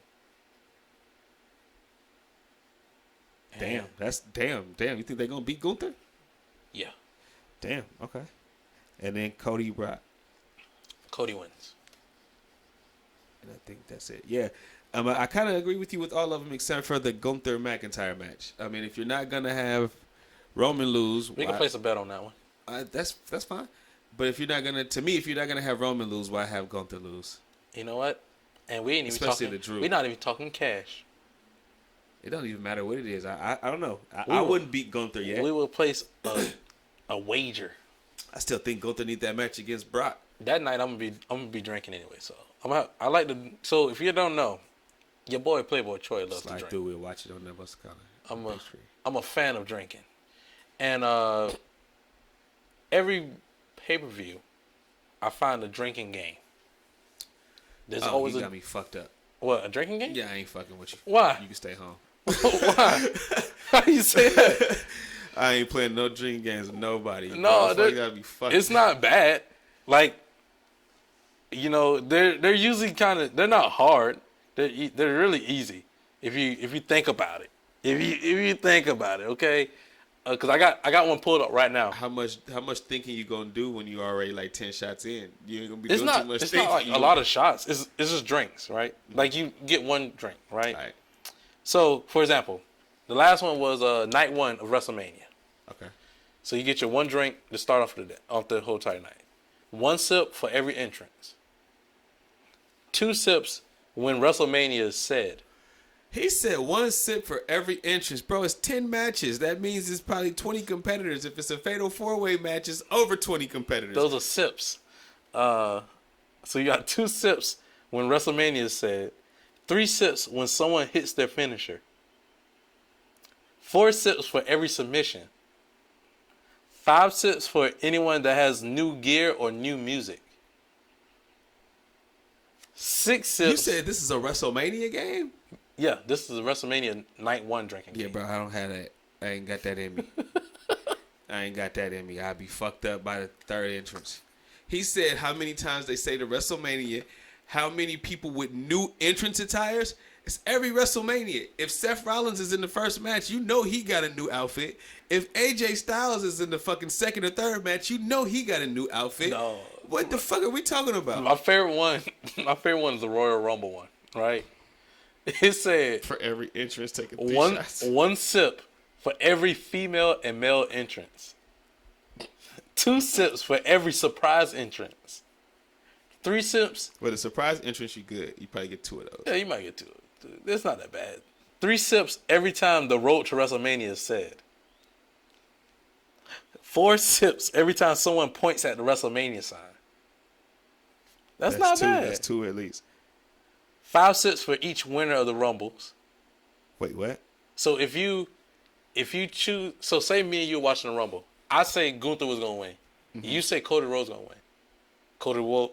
Cody Rhodes wins. So I have to take 5 sips. Oh, okay. No. Fuck that. This game is for alcoholics. Yeah. This game is not for casual drinkers, ladies and gentlemen. And it's like finish your drink if someone returns and wins either Rumble. What you mean? So if they get taken out the match? No, so like, say I want to say 2008 when John Cena came back to the Royal Rumble. Oh, somebody returns to the company. Yeah, so they return and they win the Royal Rumble. So right there, you have to first. That's a surprise entrance, right? So just that alone, that's 2 sips. And when he won, you have to finish that whole entire drink. Nah, bro. Yeah, drinkers. I ain't playing that game with you because, again, that game is for alcoholics. I am obviously a smoker. Yeah. I am not a drinker. That's what makes us perfect. I don't smoke and drink. You don't drink and you smoke. That's right, but that don't make us perfect to play that game during these big pay-per-views where we already know what the deal is. Yeah, it is. Fuck that. Every pull. It's for sips, you do pulls. Yeah, if we do it that way. Yeah.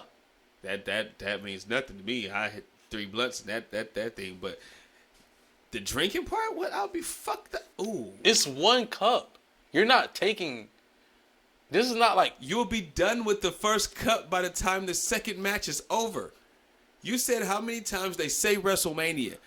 During a WrestleMania, You said how many people with new outfits? You have to take a shot for each entrance. If the first match you said is a shots. We're not talking shots. Okay, sips. We're talking sips. Okay. If we did shots, oh, bro, I'd be done. The sips is just as bad. I'd be dead. And I make... sips sound like you'll be dead. I mix my drinks. As of like, I like to make combo drinks. Like, I get pineapple juice with some pineapple vodka. Or like I be making some different drinks, bro. The shit sounds pretty good, but what I'm saying sometimes I mix my white with my brown. Sip. All right.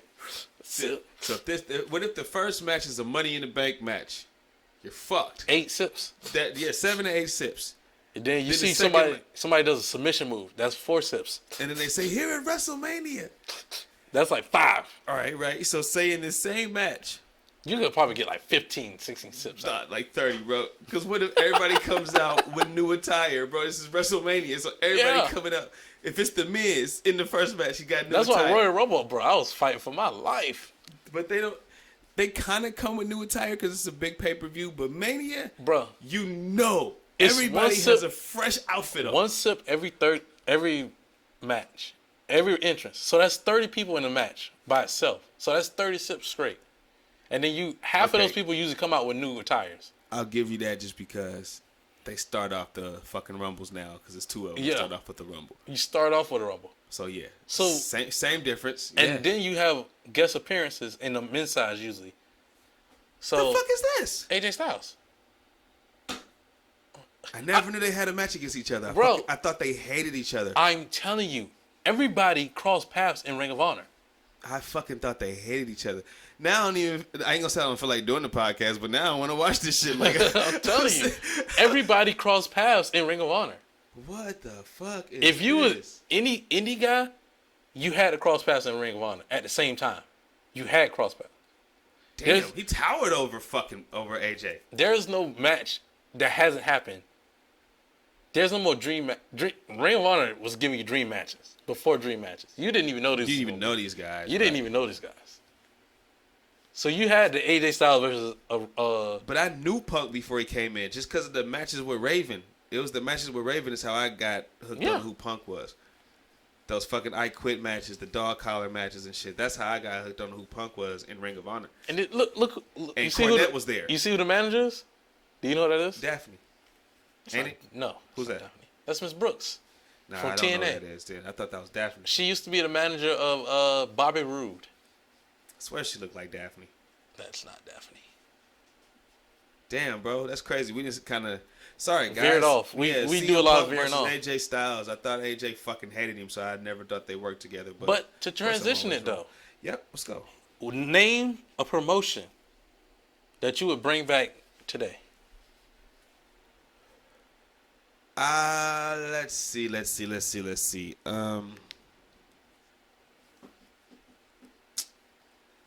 It would for me. It'd have to be a territory. Okay. But I'll say this. I feel like somebody already did it. I hate to fucking say I feel, but somebody already did it. And when they started it off, it was fucking great. So when they brought back the NWA. Okay. Because for years I always wanted a studio show again. I wanted to see if somebody can do a studio show in this era. And when, what's his name? Billy Corgan? Yep. When Billy Corgan brought NWA back and they was doing it with the whole same old school feel, like World Championship Wrestling type of feel. Yeah. They had the whole studio set up. I was digging it. I was all for it. Even Cornette was there. LA Knight was there as Eli Drake. Yep. The Pope.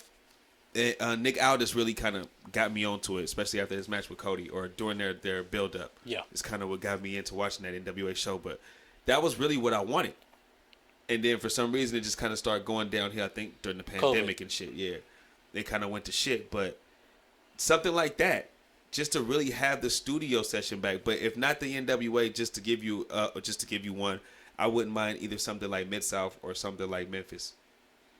Just give me like a TV studio. Or it doesn't even have to be a TV studio. Just give me a smaller crowd, nothing like NXT, because I feel like it's all bullshit. But give me a smaller crowd.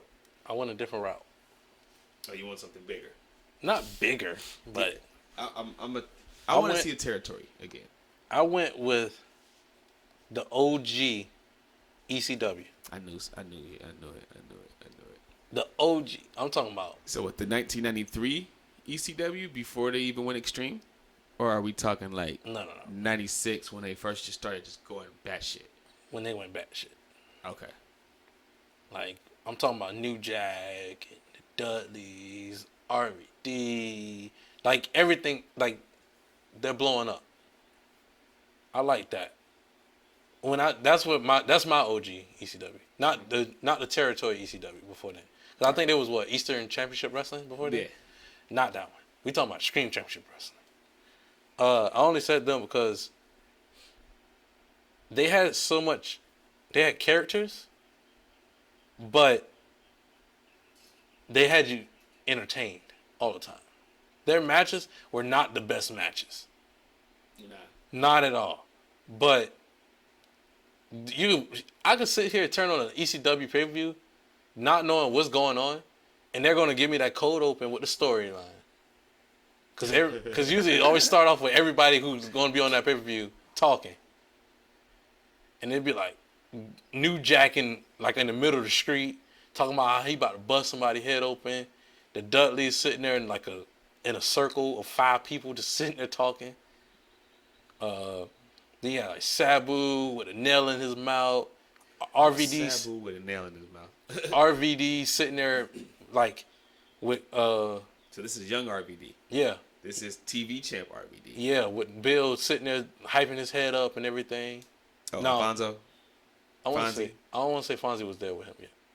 So Fonzie. Yeah, Fonzie was with RVD. Because Taz already kind of left. Was already kind of out the door. Well, no, Taz he was done with Alfonso. I was about to say I like ECW with Taz, but here's my question to you: do you think that style would be conducive today, as far as the headshot chair shots, the headshot pan shots, taking weapons out the crowd? Not on TV. If they were on TV, we'll have it on like. They'll fit perfectly on like Spike TV or something like that. Hell nah, they wouldn't.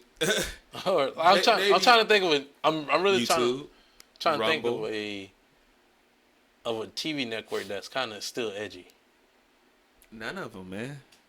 They'll fit good on HBO they all Max. Owned by something. If they was on now, HBO if they're on Max. a streaming service, that's different. I agree with that, but I don't know, man.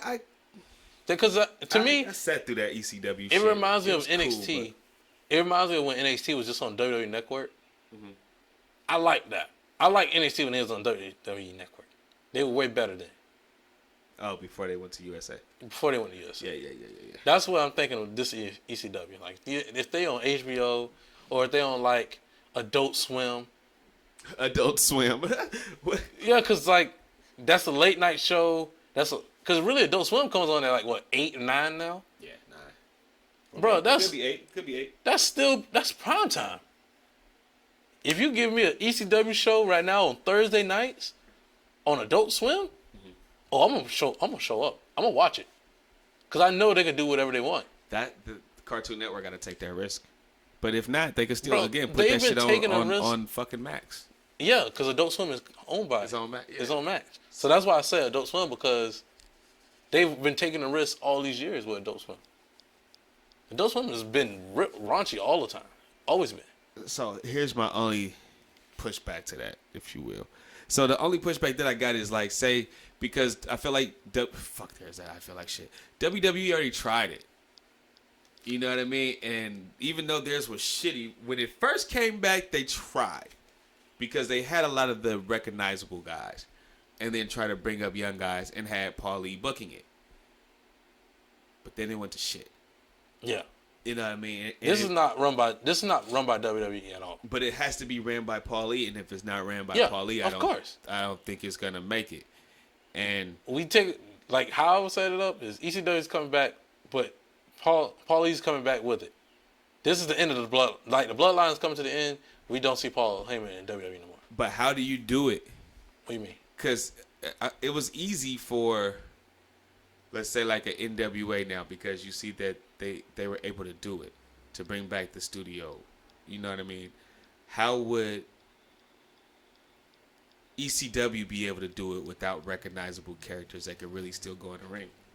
NWA did it. Billy Corgan did it because he had Nick Aldis carrying around that NWA title before there was even fucking NWA shows. Yeah. You know what I mean? How do you now bring that awareness back? You do the same way you did it before. You get those guys who nobody really knew. Oh, I thought he was gonna say RVD and no. You get those guys. Could bring back RVD. You sprinkle them in. You don't cover the whole entire show in them. So like, you might have your first feud is your new upcoming guy versus RVD. That's like, okay, we all know RVD. We get him in there. We don't give him the world title like how AEW gave the title to Chris Jericho. Right. Because you got to think there's still a fan base for ECW. You're right, and I was gonna go into that, but I was gonna let you finish. They didn't shift to GCW. Oh, damn, that's just where I was going. I was like, GCW kind of is the new ECW, but they're the shitty version. They're ECW was shitty. ECW was shitty it too. Just had a great crowd. That was very passionate. The only thing I see different is GCW. Their thing is just death matches. That's all. They don't all their matches are not all death matches. Who, ECW? GCW. Not all their matches are death matches. Neither was ECW's. Neither was ECW's, but they all seem like extreme matches. Nah. They had their technical. They would start you off with like a 2 Cold Scorpio versus Eddie Guerrero or something like that. And they wouldn't even be outside like that. Then your next match would be like a tag team match that still be inside. And then you start breaking off to like your Shane Douglas. Yeah. And like a fucking 3-way dance. And then they're all outside. Then you get your Sabu match. And you know he's going to be outside. Yeah. Then you get your RVD match. You use the same formula. But you sprinkle in the new. And you separate yourself from GCW. That's going to be hard. I think I don't think that's going to be hard. Might not, but just in my opinion, I think that might be the harder part. Just because it's... Especially for those who don't know much about GCW. Not even that. It's still a I only niche. say it because like the WWE guys. Considered garbage wrestling. Yeah. However we want to look at it. ECW was considered garbage wrestling. And just now GCW is the more extreme modern version, if you will. Like they're way over the top with it. Yeah. But as far as like ECW, it's a chance. I think it's a chance there. It's a chance, but the chance is very low because Paulie might be happy where he's at. And after that, he might retire and move on to something else. The guy is like almost 60, so. Or you just let Tommy Dreamer do the booking. He's tried that in so many different startup companies and it's never worked. So. He does the booking in Impact. TNA? And people shit on Impact. It's a reason. They shit on Impact. It's a reason. Did you see that? Did you see Slammiversary? You know goddamn right I didn't fucking see nothing about that shit. Did you see the results of it, though? Back. That's all I know is that Naomi/Trinity is there and she had a match against Deonna Purrazzo. And she's the women's champion that's all now. I know. She's the women's champion or knockout champion? She is. She's a knockout champion. Okay. So, again. They put on a banger match. They had a banger tag team match with ABC in there. That's one of the best tag teams right now. The Ace and Bay Club of Bullet Club? Come on. Chris Bay? No clue. You don't know Chris Bay? No. That's crazy. B-E-Y or Bait? B-A-T? B-E-Y. The name sounds familiar, but... He reminds me of a younger version of Swerve. Of Swerve Strickland. He's a African-American male? African-American male, dreads, and they got the same style. Same style. Rich Swann? Nah. No. Rich Swann, his dreads barely hanging on. Hey, that's who... He got like 3 dreads left. No disrespect, Swerve, but that's kind of who favors to me. Swerve is Rich Swann. That's crazy. I know, right? That's wild. Hey, yo, that's wild. For you to put... Bruh, Shane... Hey, Swerve. That's him. Man, that's who. That's him. I don't know who the fuck Chris Bay is. So the only close Look him up. black person that Look him up. I can resemble from Impact would be Rich Swann. Look he him said up. He only got 3 dreads left. I'm telling you. I believe you. Shit. Y'all don't be giving Impact a chance. That's why. It's a reason. Why? It's the reason why they can't grasp people except for you. That's because you just love wrestling so much that you watch all of it. So this is ridiculous. What's ridiculous is that you watching that shit on a Tuesday and wasting your time. I'm not watching it on Tuesday, but watch it on Thursday. No, I just keep up with it on Instagram. I watch the clips that they put on there. Oh, you watch clips. And every once in a while, I'm sitting there at my house, and I turn on my Roku TV, and it pops up because it has an Impact Wrestling channel. And I watch it, and I'm like, so you waste your time to watch Impact. That's almost as bad as you flicking through the channels looking for the channel that it actually comes on, if it still does. But I don't even know what channel it comes on. Neither do I, and neither do I care until Impact snatches like maybe 6 more WWE guys and make them their top guys, and maybe I'll care. No, they like to get top guys, and then they in and out. Nick Aldis, he's already done with. Exactly, he's done with him. He's only been there for like 2 months. It's a reason. Got a world title match. It's a reason. The only reason he went there is for his wife. Whatever.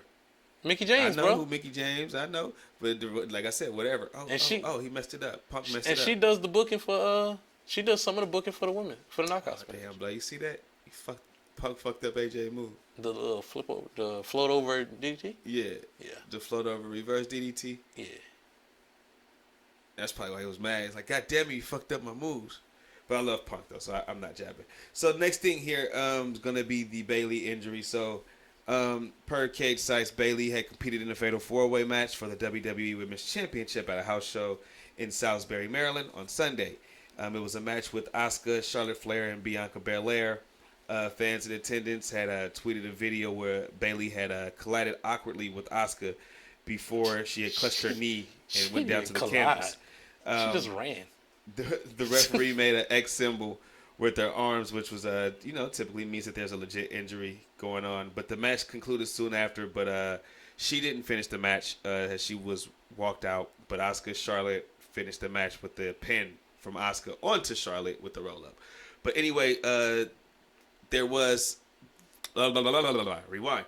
Bayley did post something afterwards saying that she was fine, with a picture of her in the training room and a picture of her leg as well, saying she's fine. There hasn't been anything big to come up, but they did say that it's a chance that she still may miss time. So we'll see about that. But how do you feel about the Bayley injury, and will this be a big miss for the women's division, or would this be something to help propel Io Sky even faster? I think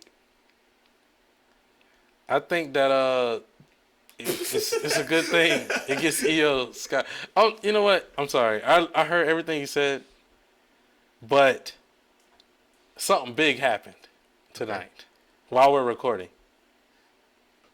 It's NXT. Yes, it is. Dirty Dom won the NXT North American Championship from Wesley. Wait, what? Dom won what? The NXT North American Championship. Oh, the North American Championship. I thought you said the So world. now he has his first singles gold. Now him and Mommy are both champions. That's dope. That's crazy. That's dope. It's NXT, but still, it gives him a belt that he can walk around and flaunt. And Yeah. maybe even help get some eyeballs to NXT because they fucking need it. That's crazy, yo. Great breaking news. That was great. Wasn't even a part of a segment that we were wasn't intentionally going to bring up, but that was great. But great timing too. Yeah. Because it was hella funny because when I said that and you looked up and you laughed, and I was trying to hold it in, but I was like, fuck, he just laughed for some crazy reason. So I had to bust out laughing. Don't know why. Maybe it's a synergy thing. Because to me, we just talked about Judgment Day being everywhere on Raw. So now they've been on NXT for like the past 2-3 weeks. So. Yeah, because that's a strategy that WWE is employing now to get numbers up in NXT, because now they want to consider them their third brand. But they've been trying to do that. After they just called them their developmental, after saying that they was the third brand. Because they still are developmental. Once they fell against AEW. Unless you take some guys back from the main roster and put them back in NXT, it's your developmental. Yeah. But Bayley, it's great that they got her away from this. This is a sad way for them to get her away from Io. But I think she's just gonna be a manager of Io now. She won't be involved in a lot of matches. But I feel like they should go ahead and already do this breakup of them. I think they will, especially if she's out for a significant amount of time. Yeah. I think it's already apparent that that's what they're going to go for. And then another good thing, too, would be like maybe it's something good for Bayley. Yeah. Maybe it's time for her to go away and learn a new hold. Let her grow her hair back. Can we get the childish Bayley again? Like, no. Damn, no. like I want babyface Bayley back. I want babyface Bayley, but I don't want ponytail Bayley. Well, yeah, she don't have to be ponytail Bayley, but let's get her back to like. Can we get the fuck. And then, how did you say that shit on fucking on Family Guy? The wacky wavy man? Yeah. Can we get those back? You know what I mean? And just get babyface Bayley back, and then I'll be fine with that. But oh yeah, that'd be pretty dope. I think it'd be cool. But yeah, I think it's something to look forward to on SmackDown. Let's see how that plays out though. Hell yeah. All right, let's move on to next topic. This was one of mine, and it has to pertain to LA Knight because we didn't talk about it earlier. Should LA Knight be in the U.S. title division, or should he be a main eventer? Yeah. Which one? To being in the U.S. title division. So you don't think he should be in the main event title yet? Not yet. Not yet. So not yet. Yet. He should elevate. Give him a little bit. Let's get that title off from Roman first, and then we'll start worrying about challengers and everything. But not necessarily just because you're a main eventer that you have to be the per se challenger to the world title, but you can be in more main type of matches. So like LA Knight versus AJ Styles. You know what I mean? LA Knight versus we're getting Bobby Lashley. We're getting that. But what I'm saying is, should we now be in this instead of the LA Knight versus Santos Escobar? LA Knight versus these matches are the setup to that. I know, but that's what my question is. Like, should he be elevated to the main event status to now facing main eventer type guys, or should we still be feeding the lower card guys to him? You feed the lower card guys to him to build up those matches to the main event guys. So if he's in a rivalry against AJ Styles, I expect to see him in matches against Santos Escobar or a match against Austin Theory and all these other. Not Austin Theory ain't lower card, but you know what I mean. Like I expect him to be in those type of matches, but that's just to build up towards him going against Bobby Lashley, or going against. Because one thing I hate that they do for babyface champions, WWE likes to do open challenges so much. Mm-hmm. They do the open challenge, or they do it where they're the heel champion, and the heel champion never gets into a fight. They literally never fight anybody. And they just started changing that with Gunther. Gunther literally, I feel like he wrestles a lot. Oh, yeah. He wrestles like every 2 weeks at the most. But the old school way, I totally get it. Because the old school way is your champion is not going to wrestle on TV. If he's a heel, he's going to cower out. Not cower out, but I'm only facing you when the money's involved. I'm not going to just impromptu match. We didn't sign no contract. We're not getting paid for this fight here in the ring, so I'm going to leave. When the babyface is really like, I don't give a fuck. I want to beat your ass right here, right now. So you know what I mean? That type of shit. So, but I just hate the open challenge, like constantly. I do too. It depends on who it is. To me, it diminishes like the importance of the title. Cause like that's why like Roman's title, I'm like, man, this is a prestigious title. It's the world title. It should not be an open challenge. This is the world title. I'm only going to see this title match. Maybe I might see him defend that title 4 times out of the year. Mm-hmm. Seth Rollins, I'm like, okay, I see him every single pay-per-view. Every single pay-per-view. And he might do an open challenge basically almost every other week. Or just some random ass title match tonight. Seth Rollins going against this person. Yeah. For the title. Like I see they're trying to build the prestige of the title, but that's not how you build it up. Well, but I agree. But Seth Rollins is a fighting champion, but you don't do it. But that's fine. Bret Hart was a fighting champion, but we didn't see Bret Hart on Monday Night Raw and on Superstars and Wrestling Challenge every fucking week. That's not how the game went.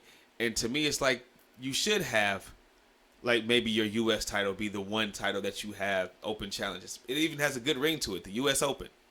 That's a title I'm okay with, open challenge. Just one. That one title belt. Yeah. Because that's the way for this guy to completely keep getting challengers. But for your world title, no. These guys have to compete, be in the top 5 of contenders. It should be a ranking list, even though we know it's not. Yeah. But in kayfabe world, that's how it should be. Or a championship committee feel like this guy has won this many matches in a row, so he should get a world title. Yeah. That's how it should go. So, but I feel like LA Knight should win the U.S. title, and LA Knight should be on every pay-per-view from now on. I don't need to see him.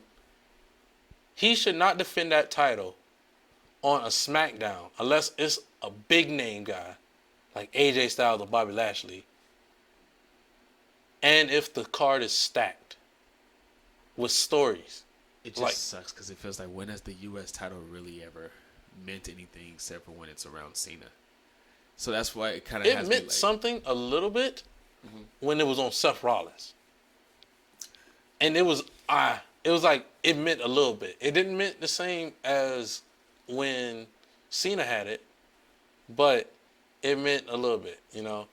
Because at that time, like, Roman was holding both titles, and the U.S. title was the only one being defended. Yeah. So, and I get that. To me, it still didn't even feel important. It just felt like, yeah, okay. But this is what we're doing. But I don't know. Just when Cena held the belt both times in his first run, fucking great.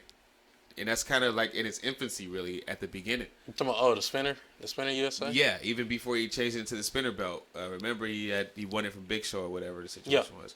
So, but he had the U.S. title. It meant something. It was big because he come out, do his little thing on SmackDown every week. He didn't wrestle all the time, but you would hear from him. So the belt felt like a big deal. His contenders were big deal guys. You know what I mean? So that's what I think about LA Knight, because we're going to hear from him every week. Yeah, but I just feel like the U.S. title kind of kills you. Like, look at Austin Theory. He'll bring it back. Look at Bobby Lashley.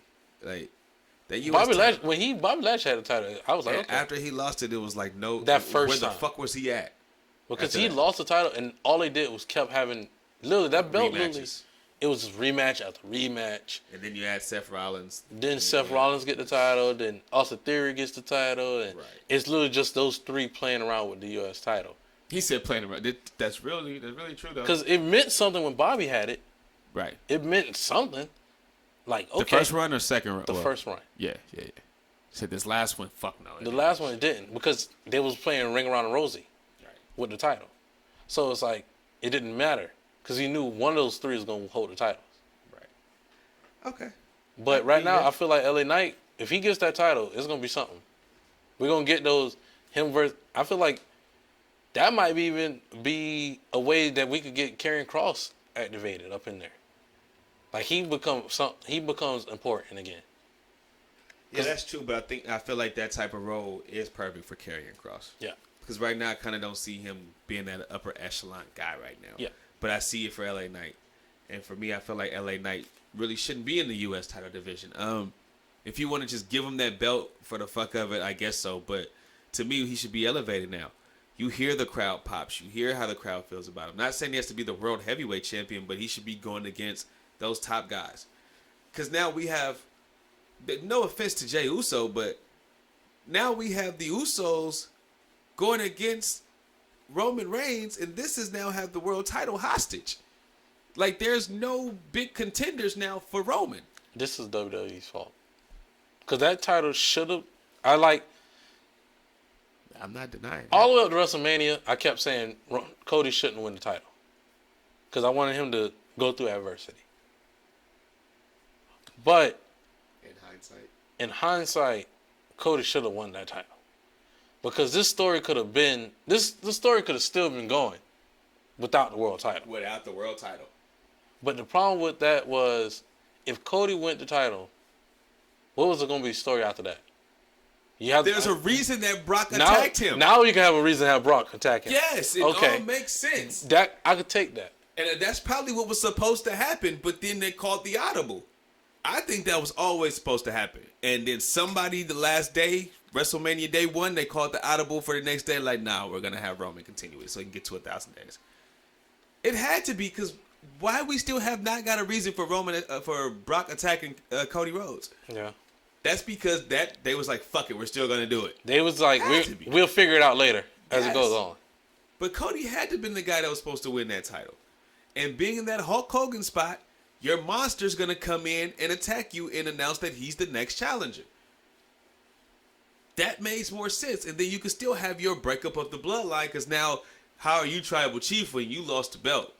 How are you going to keep trying to punk us when you lost the belt? It made more sense for both angles instead of doing it this way, where it only makes sense for Roman and the bloodline. And now it's hostage. And now we don't have a number one babyface on this show that's not tied to the bloodline. But now, that's why, right now, that's why I kind of see Cody winning Royal Rumble again. Either he wins the Royal Rumble or he's winning Elimination Chamber. He's going to end up in the SmackDown Elimination Chamber. And I hope it's not too late. And he's going to challenge against Roman at WrestleMania. I just hope it's not too late. I don't think it's going to be too late. Because you know why? LA Knight is getting more cheers than Cody Rhodes. I see. One, they're dropping a documentary on Cody Rhodes. That's one thing. That can have people sour on you. That can, but it also could give you emotional connection to him, to understand what is going on. What was that? Something just came out when they was talking about Dusty not that long ago. And Cody was on there crying. He was talking about Dusty. Him and Dustin was on it. It was a documentary.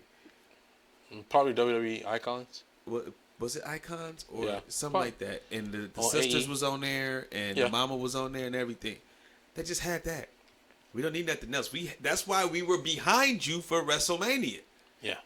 But now you're gonna try to give us another documentary. It's like you're cramming it down their throats, and you know how people can get, especially when you're a babyface. If you're a heel, people don't give a fuck. But when you're a babyface, they can turn on you like that. But this is the thing: you have to use. What you do is, if you're gonna give us Cody Rhodes again, right? Either A, you have him win the Royal Rumble, but from number one. He has to get through it. We're not gonna have that BS again like he did last year with number 30. That wasn't his fault. That was whoever booked that bullshit. He should have came out at least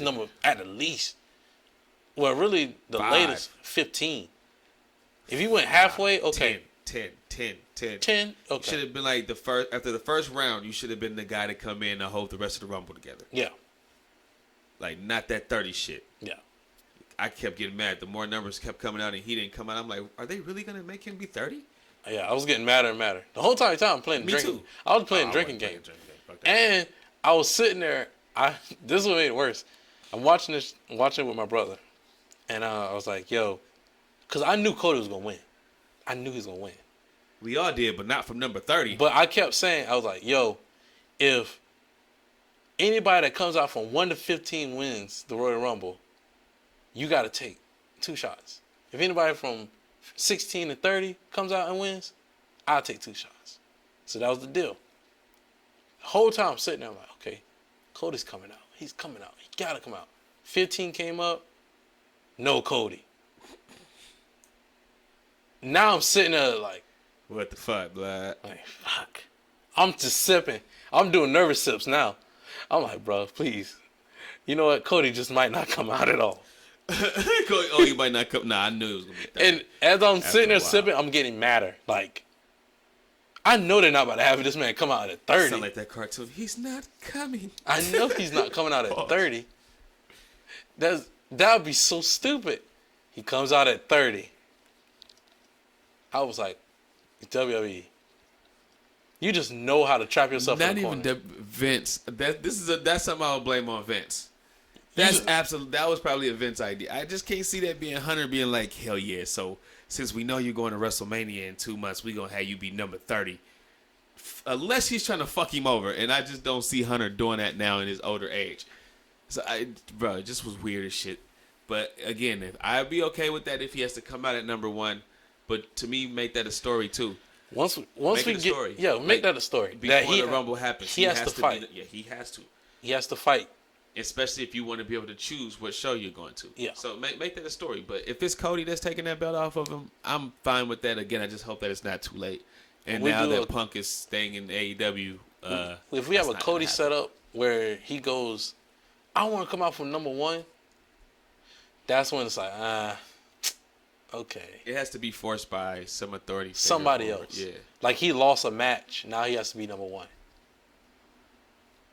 and you said this before, and at first I was against it, but now coming around to it, I'm kind of okay with it now, especially what happened at WrestleMania this year. If he was to have to go on a losing streak on the main pay-per-views, I think I'd be fine with it. Yeah. If it leads to him having to run through the Rumble and have to be number one, and have to win the Rumble there, and if he loses, that just makes it better. It just makes the story so much better. When you have a guy that's like your hero and he constantly loses and he's just fighting, that's why I'm like. But you don't want him to lose too much because then it'll take away the disbelief. But we want him to lose. We want him to lose, but we also want him to win when the moment counts. So like at SummerSlam, I'm okay with Brock winning. I'm okay with Brock winning at SummerSlam. Nah, I'm in the middle. Because I could be with Cody losing again if it leads to that whole story at the Rumble where he has to come in at number one because he has to face so much adversity.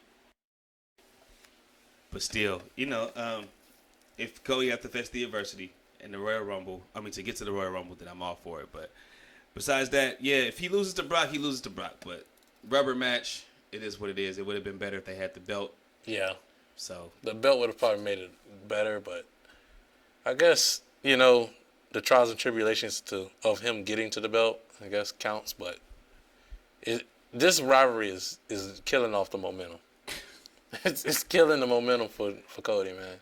If it wasn't stop and go, because Brock is there and they're not there, there and they're not there. And the question now, okay, here's my question now is, what do we do after? What do we do after Brock? Do we get him going against Seth Rollins? Nope. Do we? Separate. Or you could, but what's the point? What's the big pay-per-view you're gonna have these two baby faces go against each other that you need to draw? You're not really going out the country anymore, are you? So. Yeah, they go to Saudi Arabia one more time this year. They have him going to Saudi Arabia one more time. You got Payback coming up. I'm trying to think of all the pay-per-views that they don't really have that many big pay-per-views. Survivor Series, and after that it's really, I think, another Saudi Arabia pay-per-view, and then I want to say Royal Rumble is in between, Elimination Chamber, and they don't have a December pay-per-view. As of right now, I don't think so. Because right now the next one after SummerSlam is Payback, and then after that is Fastlane, and then Survivor Series. And then that's it. There's a pay-per-view in between Survivor Series and Fastlane. Is it? In November. I think that's the Saudi Arabian. They should have saved that for December. No. Because I would say they always do. It's always like Saudi Arabia has a pay-per-view, like usually that same month as a big pay-per-view. Because they gotta make it back to town and shit. Yeah. Because I say Saudi Arabia was in May, the same month as Backlash. Because Backlash was May 6th. Right. And then Saudi Arabia was May 27th. Oh, yeah. Earlier this year, right? Yeah. Okay. Earlier this year. So it's probably not a December pay-per-view because they're doing two in November. So it's probably not. And they're probably giving them some time off with the family. So, all right. So, again, that's what? 4 pay-per-views.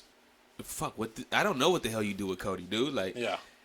Who the fuck is I guess he got to beef with Judgment Day since they're the main heels of the goddamn of the company. Maybe him and Damian Priest can get something dope. Yeah, I guess so. I guess that's the only thing you can really get out of it. Because there's no main heels. I really see him, like, to be honest with you, I have no idea what he's going to do. Survivor Series? There's no stories there. But no, he's going to be in some type of Survivor Series 5-on-5. Yeah. It's either he's going to be on Team Raw versus Team SmackDown, or they're going to actually do a Survivor Series. They're going to do a Survivor Series match. And then it might still be SmackDown versus Raw. I don't think it's going to be one for Raw, one for SmackDown. No, I think it's going to be Team Raw versus Even though it SmackDown. should, because I love the Survivor Series concept. Me too. But it's because they split it up. They split up the brands, and the brands are big. They split the brands, and the brands are still empty, which is crazy. They're empty of main event talent. Yeah.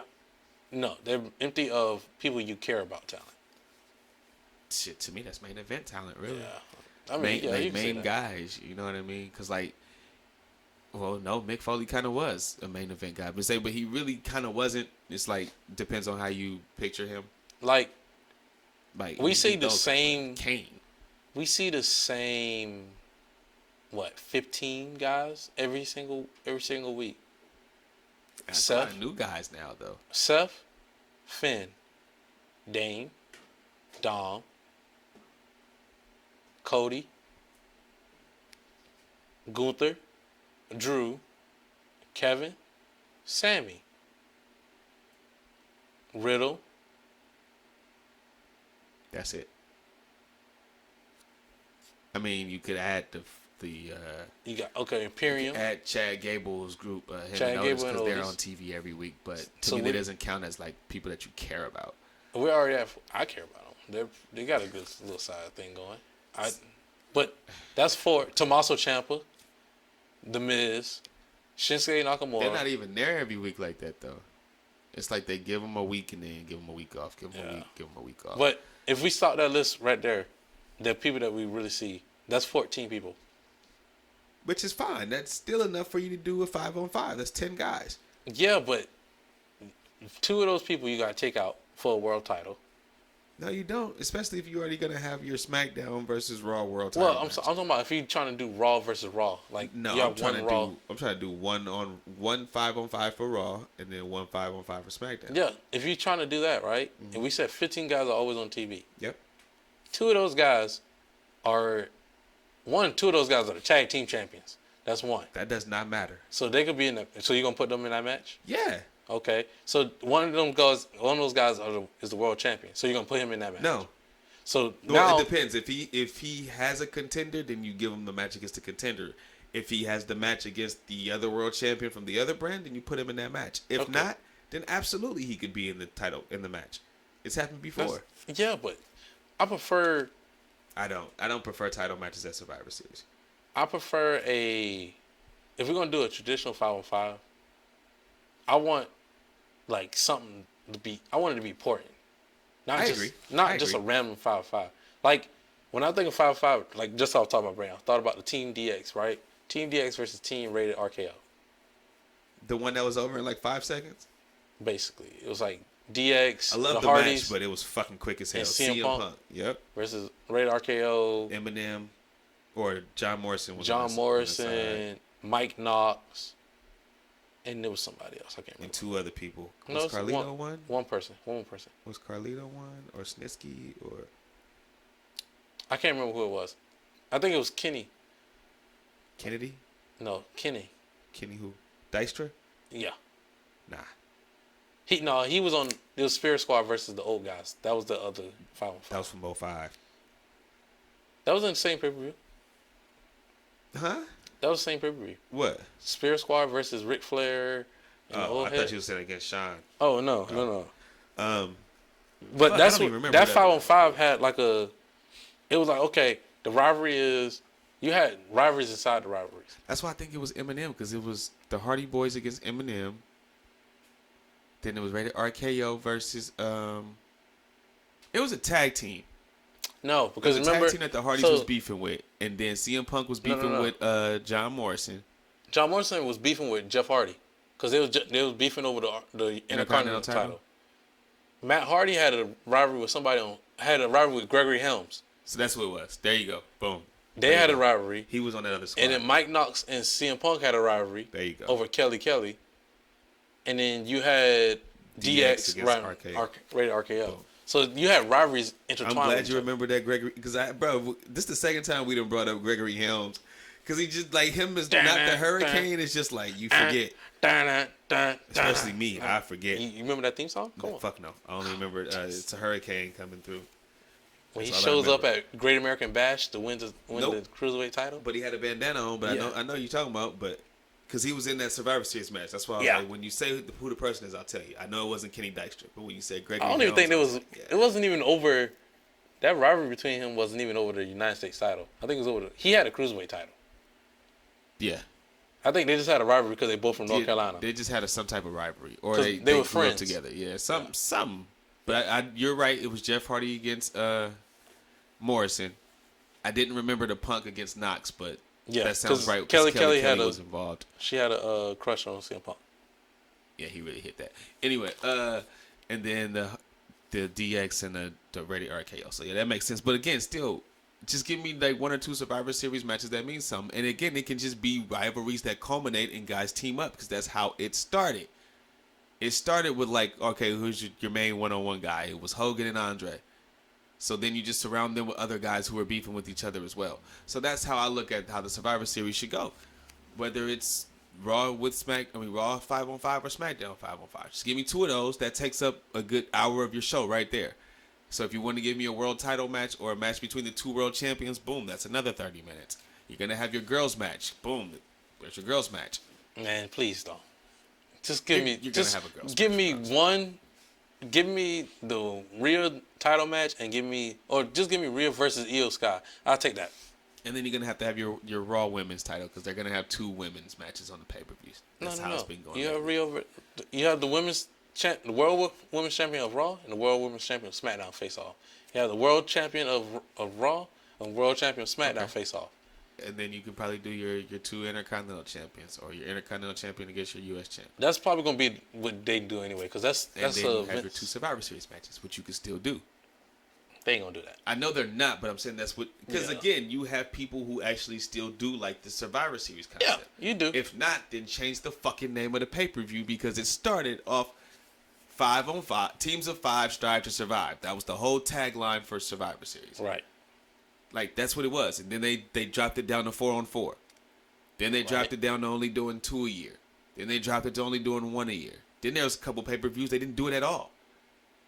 It was like, come on, bud, just stick with the concept. We never changed from the Royal Rumble concept. That's true. We never changed from the WrestleMania concept. That's true. Which is I don't even want to say that's really the whole thing, but since really kind of the Rumble became a thing, a real thing that wasn't a TV thing. Whoever won the Rumble was going to WrestleMania as the world champion. Starting in 92. Going against the world champion. No, because Flair was the world champion. And still went to WrestleMania. No, I'm saying, well, they end up changing it to... Yeah, the next year. Whoever wins it goes against the world champion. And it started the next year. Yeah. So, I'm about to say, they only done that twice, where it was actually for the title. What you mean? Oh, yeah, the actual Rumble. Yeah, you're right. But what I'm saying is, the whole tradition is whoever wins the Rumble... It's going to be in that world title match at WrestleMania. Goes to WrestleMania. No matter if they're the champion or not. And to tell you the truth, it used to be it's been main like event. that. It's been like that since it became a TV thing. It used to be you going to the main event of WrestleMania. You're going to the title match. You're going to the title match, the main event of WrestleMania. Yeah, and it's been like that, and I take that back. It's been like that since 1990.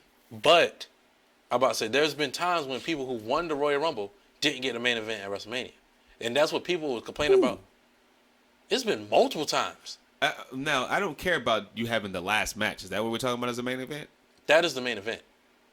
That's not true. Like, co-main event? There's two main events. There's usually 2 main events for WrestleMania. And one ends off the first segment of the show, and the second ends off the second segment. They're the 2 biggest. You want prime examples? I can give you one from the same Mania that we're talking about in 92, WrestleMania 8. The first match was Flair versus Savage. Okay. It really had the biggest build. Okay. It had the biggest build of everything. It was your main event match. But it went on number 4 in the show. And then that closed the show, it was Hogan versus Sid. But it was supposed to be Hogan's retirement match. That was the only big build was that fucking Hogan got Sid eliminated from the Rumble. That was really it. Besides that was nothing else. But that was your 2 main event matches. The first one with Flair and Savage closed off the first half of the show. When I think about main event, I think about the last match. The last match, because that's what you go off your pay-per-view with. Like your pay-per-view ends with that match. So it's like when you talk about boxing, like boxing wise, when they go, this is your main event. Like this is the match that everyone came to see, which is going to be your last match. The rest of them, like you said, was preliminary. I have a gap, y'all. It's cool. And I'm from the South. Preliminary match. Mm-hmm. Like, those are all matches that build up to that. We're going to get to the main event. Totally agree. I have a counter argument. But it's like, my thought, okay, right? Rhea Ripley won the Royal Rumble. Mm-hmm. The tagline is, you win the Royal Rumble, you go to the main event. Mm-hmm. The argument leading up to this year's pay-per-view, this year's main event of WrestleMania was, who need the main event WrestleMania? Sami Zayn, KO versus the Usos, or Charlotte and Rhea? I was on the side of KO and the Usos because that's where the story's been the whole entire year. Right. It was a better payoff because that's the culmination of everything that's been going on through all these months of the bloodline, basically. Because that was kind of the build-up of it all. Sami Zayn and KO finally come together and win the title together. But did it end WrestleMania? In night 1 of WrestleMania, yeah. But did it end WrestleMania? In night 1. Did it end the weekend? Did it end WrestleMania weekend? So no. By the time people was like, damn, WrestleMania was great. Was that the last match? No. Was it the main event though? Yes. I consider that the main event because that's the end of that event. But of WrestleMania. Because WrestleMania I get what you said. Night 1, night 2. Because it's split in 2 nights, but it's still the same event, but you still have 2 main events. Yes. We just so happen to have 2 nights. Night 1. We just so happen to have 2 nights. But okay. back in the day, they didn't have the 2 nights. All right, then. So Cody Rhodes won the Royal Rumble. Okay. He main evented. You can say yes. He main evented WrestleMania. Okay. But if say we had Rhea Ripley and Charlotte Flair, if they win, say they go to night 2. So who do you want to main event? But that's not a question. It's going to be Cody and Roman. Like, it'll be Cody and Roman, right? It's not a question. They're the 2 biggest stars. Like, right. But this is the thing. The year before, when I want to say Bianca won, she main evented with Sasha. Okay. And it shouldn't have been the main event. Let's be honest here. What, that match? Because because let's do women's empowerment. Yeah. But I ain't mad about it, but it should have fucking been the main event. Put on a great match. Story was okay. Yeah, but it wasn't no main event. But it's not the one that people are buying tickets because, damn, I can't wait till this match come on. You know why? There was no actual fucking stories on the rest of the show. Not even that. Just, I don't want to. Do you remember any other? What other match was on that? I have fuck. You talking about WrestleMania from last year? I don't remember nothing from that. I don't remember anything. That's why I'm like, why are you asking me? The only thing I remember from there is that match and then Roman versus Brock. Where were they at? He said Roman versus Brock. I thought that was SummerSlam. No, they fought too many times. Right. I want to say they went back to Tampa. Fuck, bro. I don't even fucking remember. I might be wrong.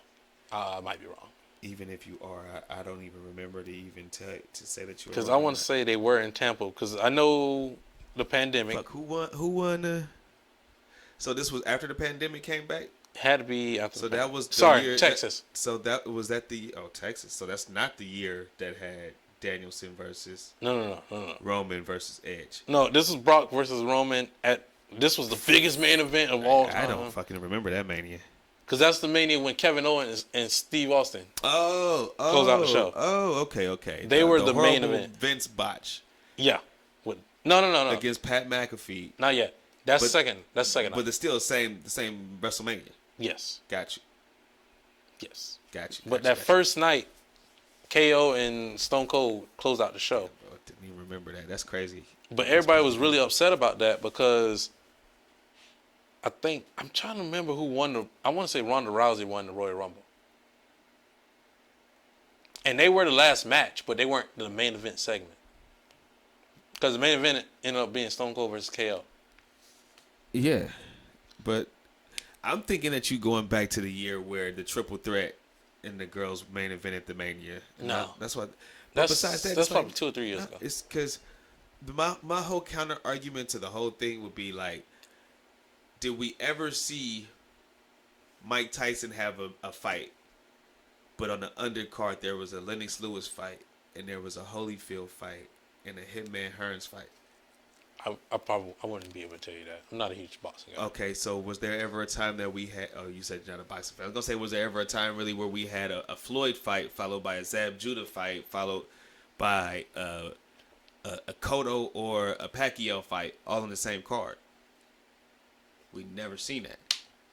But if we were to see that, that would be 2 main events because it'd be 2 big attractions that people are coming to see. Yeah, that's the way that wrestling books, especially for like their big shows like a Mania or a Starrcade, Double or Nothing, SummerSlam. That's how they book it. They book it for two two big attractive matches to book people in. So that's why I say there is a such thing as two main events where one does not have to be the last match, because eventually one of them can't be. I feel it. That's what they did with the Cody Rhodes and Backlash. Correct. Or even the Hogan and Rock and then Triple H and Chris Jericho that year. Yeah.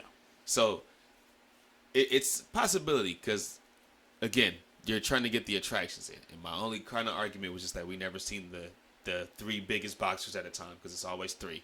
We never seen them all on the same card. Yeah. It would always be one guy have a match in August and the next guy have a match in September and the next one have one in December. Right. And then it starts the year over. So that's my only counter argument to that. But besides that, man, they got to get some more main eventers on these rosters, man. Especially for SmackDown. But for the last topic, since we kind of skipped over it earlier, for the AEW Collision, didn't really get to watch too much of it because me and him both were somewhere else doing some refereeing work, if you will. Yes. But I got to see the last little bit of the CM Punk versus Ricky Starks match, which kind of made me nervous because I was like, fuck, I really didn't want them to go against each other, but here we go. At the very end of the match, it was a roll up for Ricky Starks, and Starks held the ropes and got the 1, 2, 3. Yeah.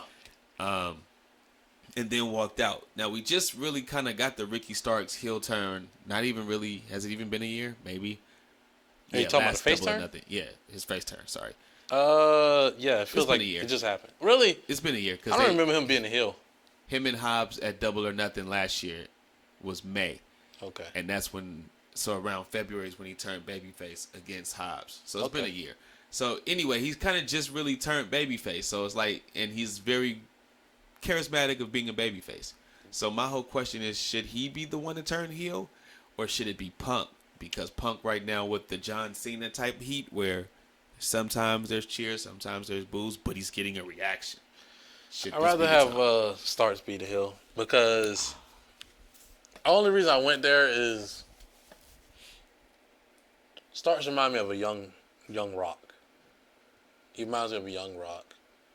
And was he getting the cheers, like the crowd reaction he wanted as a babyface? Yes.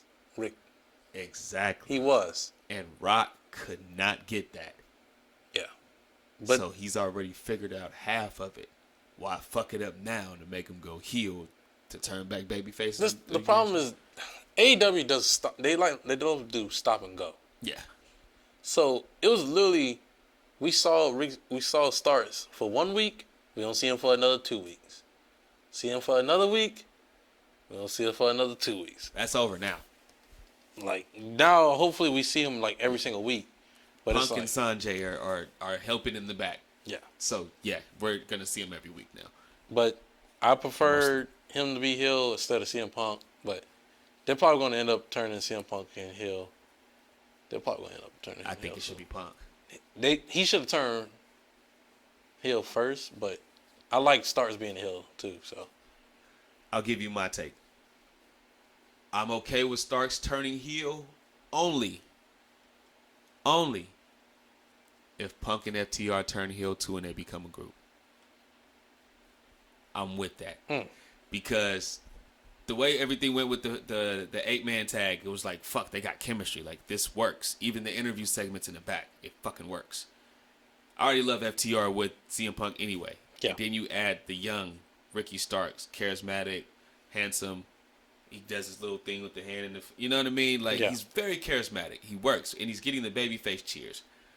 But just having that rub from Punk, having that rub from FTR, I think it'll help. So that's the only way I would accept it. Besides that, let that man run as a babyface because he figured it out before The Rock could figure it out. Would you have... This is just me just fantasy booking, right? Let's do it. What if you have Ricky Starks comes out there next week on Collision, he talks about how, yeah, he did it, he did it and everything. Punk goes, why? He's like, why you do that? He's like, I did it to you before you could do it to me. Basically. Damn. Babyface. He's back to he's actually a babyface now. Right. So now, Punk's like, okay, I see that. Okay. Shows respect, whatever. But this leads to either Starks getting hit with one of FTR's moves. I think like the big rig or something like that. Yeah, I call it the Shatter Machine. They get hit with the Shatter Machine, or Punk GTAs, or GTS. Sorry, not GTA. I GTS starts, and that's how they heel turn. I'm okay with that. That would make me feel way much better. Because to me, I'm like, is he a heel? Is he? That's why I'm like, Ricky Starks. I don't know if he's really a heel. He's not, man. But he did heel. He did heel tactics. But it's like, if they came out with that story of like, I did this because I wanted to beat you to it. They're smart enough to pull that off too. I'm okay with that. I will take that. I can see that. I'm just waiting for the heel turn for Punk and FTR. Yeah, I see it coming, and I think it might be time. And FTR? Yes. I mean, Punk that's the only way. Punk cannot go heel without FTR. That's the only way you can do it. Punk cannot go heel. heel Yeah, you're without right. FTR. That's the only way you can do it. He has to have his backup. And now he's older too, so now I'm the old guy, so I gotta have my backup, and that's why I thought Ricky. So if not Ricky, then that fourth guy should be Powerhouse Hobbs. You put Hobbs with Punk and FTR. That's your fucking muscle. Nah. Yeah. You know who I'm giving them? I'm scared to even ask. It's two guys that come to my mind. Does one of them start with a B? Is it like BC? What's his name? Big Bill. Either Big Bill or Lance Archer. Okay. I'm fine with the Lance Archer one. I thought you was going to say Brian Cage. I thought you No. was going Brian Cage. No. Like, please, fuck. No. I went Big with Bill, no. That's just as bad as Brian Cage. Fuck that. He's done, man. Like, No, he's not. hey, he's done. not done. He's done. But the only reason I say Lance Archer, though, you get the Murder Hawk Monster in there with Jake Robinson? Nah, Jake the Snake? Jake don't need to be nowhere near this shit anymore. Jake the Snake with CM Punk? Nah. You talking about... I'm good. I'm down for it. I'm good. I don't want to see Jake on TV anymore. You just have a monster? Just a monster just sitting there. That's fine, because he don't have to go for the world title. There should be no jealousy with the He's Red always Hawk gonna go Monster. for he's gonna go for the international or the middle TNT. shit. I'm fine with that. And I'm then just you have looking that for something manager for Hobbs. Is Hobbs fucking- need to go by himself, man. Is Lance Archer gonna be around long enough? Like, that's my question. If anything, you have him go by himself. They have him go to WWE. Have him managed by Stokely Hathaway. No. What do you have against Stoke? No. None of the AEW managers are good. Or And I love fucking Arn Anderson, and he's even been shit as a manager. Like, no. or you have him no. kick, or they kick Brian Cage out, and he's with Swerve, him, Swerve, Prince Nana, and the. I'd rather for him to go by himself. If you're not with the main event heel group, I suggest you What go is the by main yourself. event heel group Your main event heel group will be CM Punk and FTR. of Collision? That's the only show I watch. I don't fucking watch Dynamite. Fuck Dynamite. Dynamite has been shit, and the Yeah. ratings has shown it. It has been shit. To be honest with you, I don't even know who the top babyface is. To be honest with you, Of what show? Of Dynamite? of AEW, I can tell you who the ones of Collision is. of AEW. I can tell you the ones of who Collision is. I can't CM tell you. Punk. I can't tell you. It's the shit. CM Punk show. We just know it's the CM Punk show. Yeah, and right now he's the number one babyface. The number two babyface is Ricky Starks right now. Who's the number one heel? Your number one heel is Samoa Joe, or Jay it White. could be Jay White. Okay. When are we going to get a world?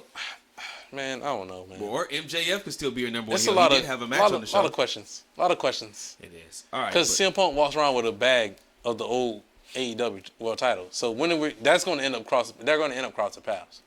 I know that's why they shouldn't have been on the same show yet. So actually, to be honest with you, I'm thinking Adam Cole and MJF going to win that tournament, and they're going to face FTR, and that's how we're going to get MJF crossing paths with CM Punk.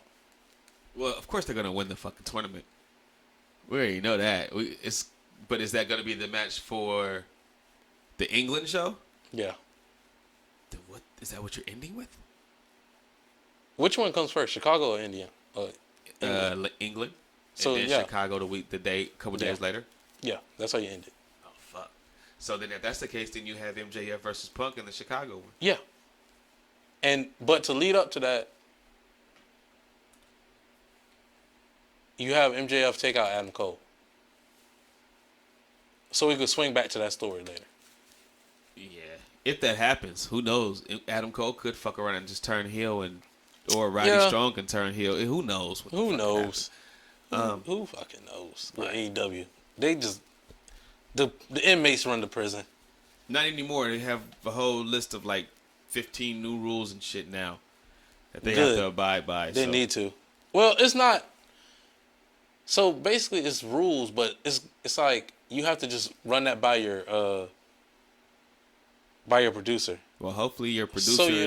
So they don't constantly have the same thing in every single match. Well, hopefully your producer is a Jeff Jarrett, a Sanjay Dutt, somebody that'll be like, fuck no. Yeah. Not, you know what I mean? Not the guys who's gonna. No offense to him, but fuck, I can't even think of his name anymore. I was about to call him Steve Corino. You talking about old boy, CM Punk boy? Nah, he's actually Omega's boy. He used to be in Ring of Honor. Jay Cutler? Jerry Lynn. Oh, Jerry Lynn. Jerry Lynn. They go on the Jerry Lynn in the back, then you know he's giving the okays and shit. Like, nah, man. Stop giving all these okays. All these moves shouldn't be done. That's why I like Danielson matches. I even like Punk matches, even though he does shit clunky. I'm entertained by Punk matches. The him and Joe match should have been better, though. Yeah. Could have been way better. But I see you don't want to give everything away on free TV, so I understood what they were trying to go for. I didn't. I did. I understood. They should have left that story alone. They should have had Samoa Joe win, but whatever. That would have made the most sense. Would have been cooler. It would have been cooler. Would have been cooler. Would have made more sense. Well, what's left on the board, my man? Yeah, it's still on the board. I'm just trying to pull up this stuff so I could get into the theme song game. Oh yeah. Right now, what I was shooting for 3 for 5 last week. Yeah, but it just seemed like the computer is just on its. I gotta keep that in my notes so y'all could like see my record after a while. So far, I'm really bad at the old theme songs because because back in the day, some of them theme songs sound exactly like dum dum dum dum dum dum.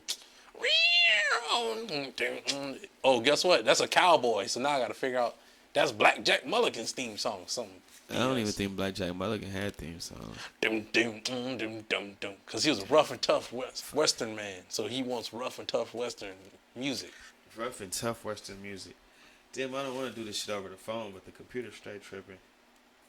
Act like we've been on it too long.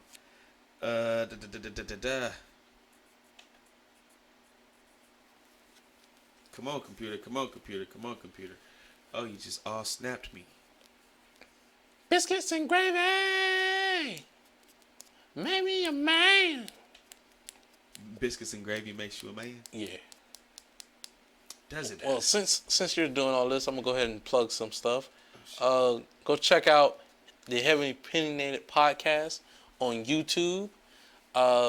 New episode dropping tomorrow with a big announcement.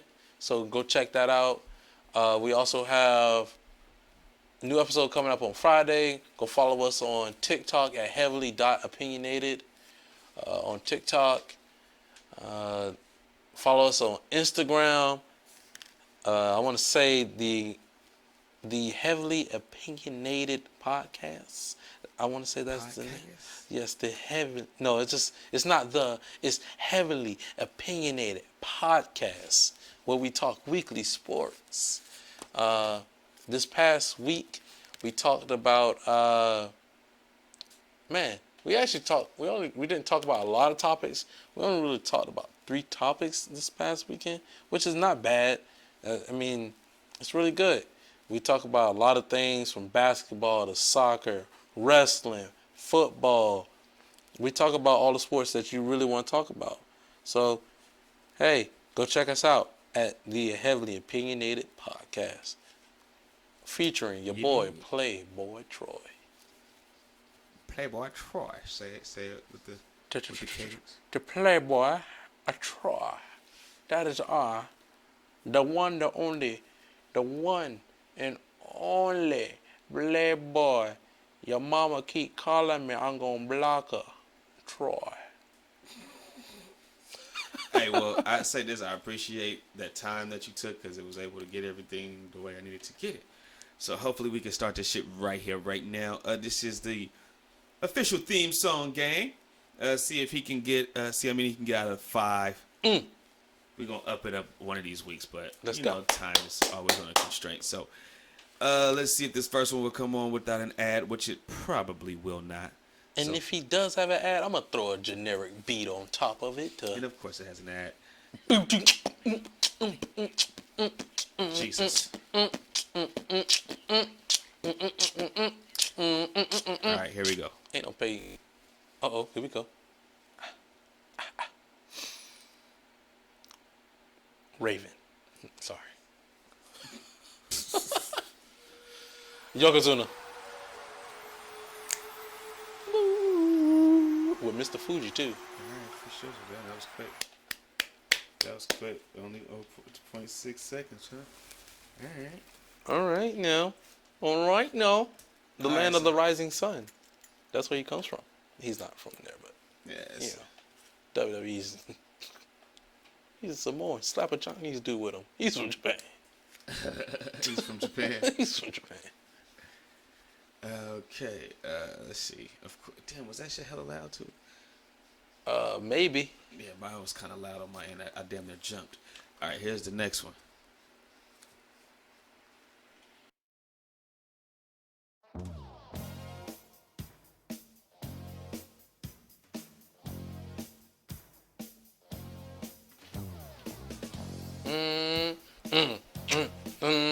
Tag team? Nope, single. Single star. What company? WWF. WWF. So 1990s? Yeah, you could say, let's say Black Jack 87 Mulligan. to like 90. Is this Bradshaw's theme song? No. I got you with one. Yeah, that's what it was. I saw Jim Duggan. I kept hearing it because I never heard it. He has another version of this theme song. Dun, So I'm still gonna count it for you as an L, but it's Hacksaw, but it's not Hacksaw. It's not And Jim that's Duggan? so it was Jim Duggan's song second, right? Uh-huh. But the first one actually was Big John Studd. Oh. That's why I threw you off, because he had the theme song first, and then they gave it to Duggan in like '92. Okay, I can take it. I can take the trick shot. Because I knew that theme song. I was like, yo, I heard this before.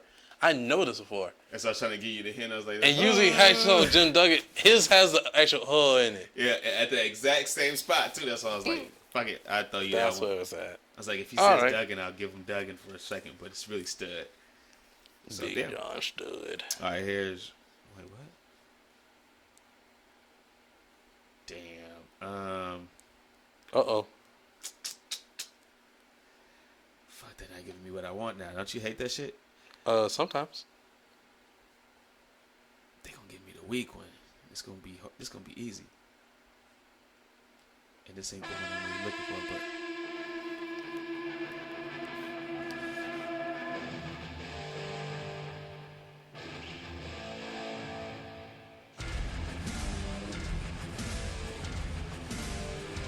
Demolition? It's not Demolition, but this person was in Demolition. Axe? No. Smash? No. Who was in Demolition too?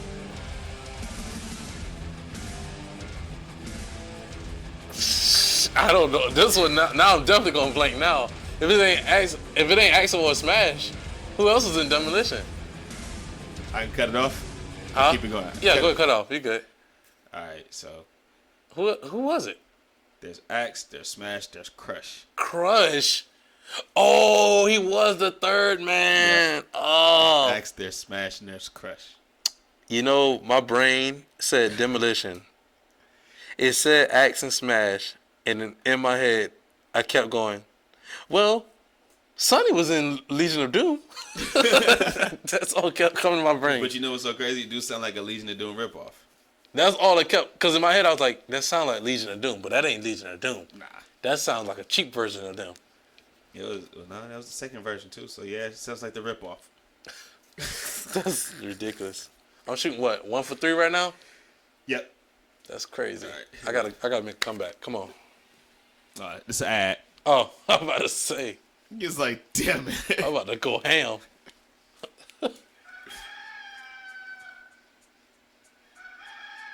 What? The Red Rooster? Yep. What is it? Terry Taylor? Yeah. I was like, damn, the Rooster gonna give it away, but No. At first, you should know this one. in my head, I was thinking about Hillbilly Jim. And then I was like, nah. Like, nah. It couldn't be Hillbilly Jim. The Hillbilly Jim. Is that not his name? Yeah. How you say it like that? What you said it? Hillbilly Jim. Because in my head, I was like, do he even have a fucking theme song? You listen to that shit? Oh, man. All right, you got to get the perfect one on here. This is Macho Man Randy Savage. Actually, lie. This is Black Machismo. No. Is this the one? He's in WCW. Yeah. This is him in WCW. Macho Man in WCW. You did it perfectly. You did exactly what I asked for. And to tell you the truth, I wrote down Jay Lethal first. I was like, I'm going to do the Jay Lethal one, but I was like, no, I'm going to do the WCW one. But he got to get it perfect. If you did the Black Machismo, bro, I would have lost. You really got it real quick. I was like, nope. Because I played it earlier, and I was like, hell nah, he going to get that one way too quick. Because that's a fire. I think that's it. That's 3 for 5 again? Yeah. Sheesh, your boy. So you just missed the crush one. And your boy is shooting 60% out here in these streets. the Big John Stubborn. Because the other one I was going to do was Scotty Too Hottie, but I had it bagging written down. Bagging it. But you sung it earlier. I was like, well, I ain't fucking doing that. He already knows it. So 3 for 5, 3 for 5, 3 for 5. Back-to-back weeks, 3 for 5? One of these weeks. Can you get a 5 for 5 one of these weeks? Sheesh.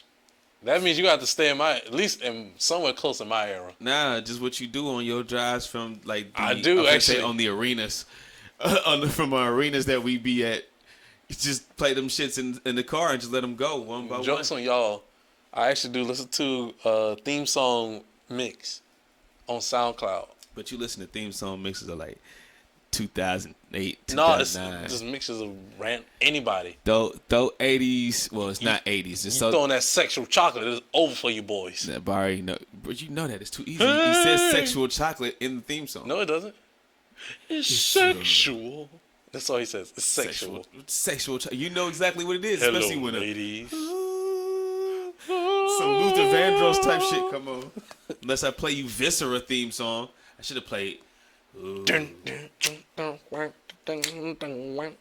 bonus one, just real quick, and then we'll get on phone out here. We'll leave on that note, just to see if you get it. I wanna shoot, baby, shoot. Damn it! What the hell is with these ads? Okay, that caught me way off guard.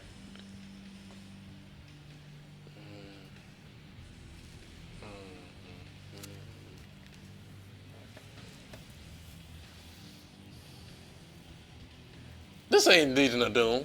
Who? This is not LOD. Nuh-uh. It's singles or tag team? Singles. Because in my head, I'm thinking Big Boss Man. So remember we talked about a certain group earlier that stay together? The Union? No. Oh, Corporate Ministry? Yep, but it's somebody that's in that group. Somebody in that group in Corporate Ministry? Yep. Sound like Ken Shamrock. Nuh-uh. This ain't Ken Shamrock? Nope. So I mentioned Viscera.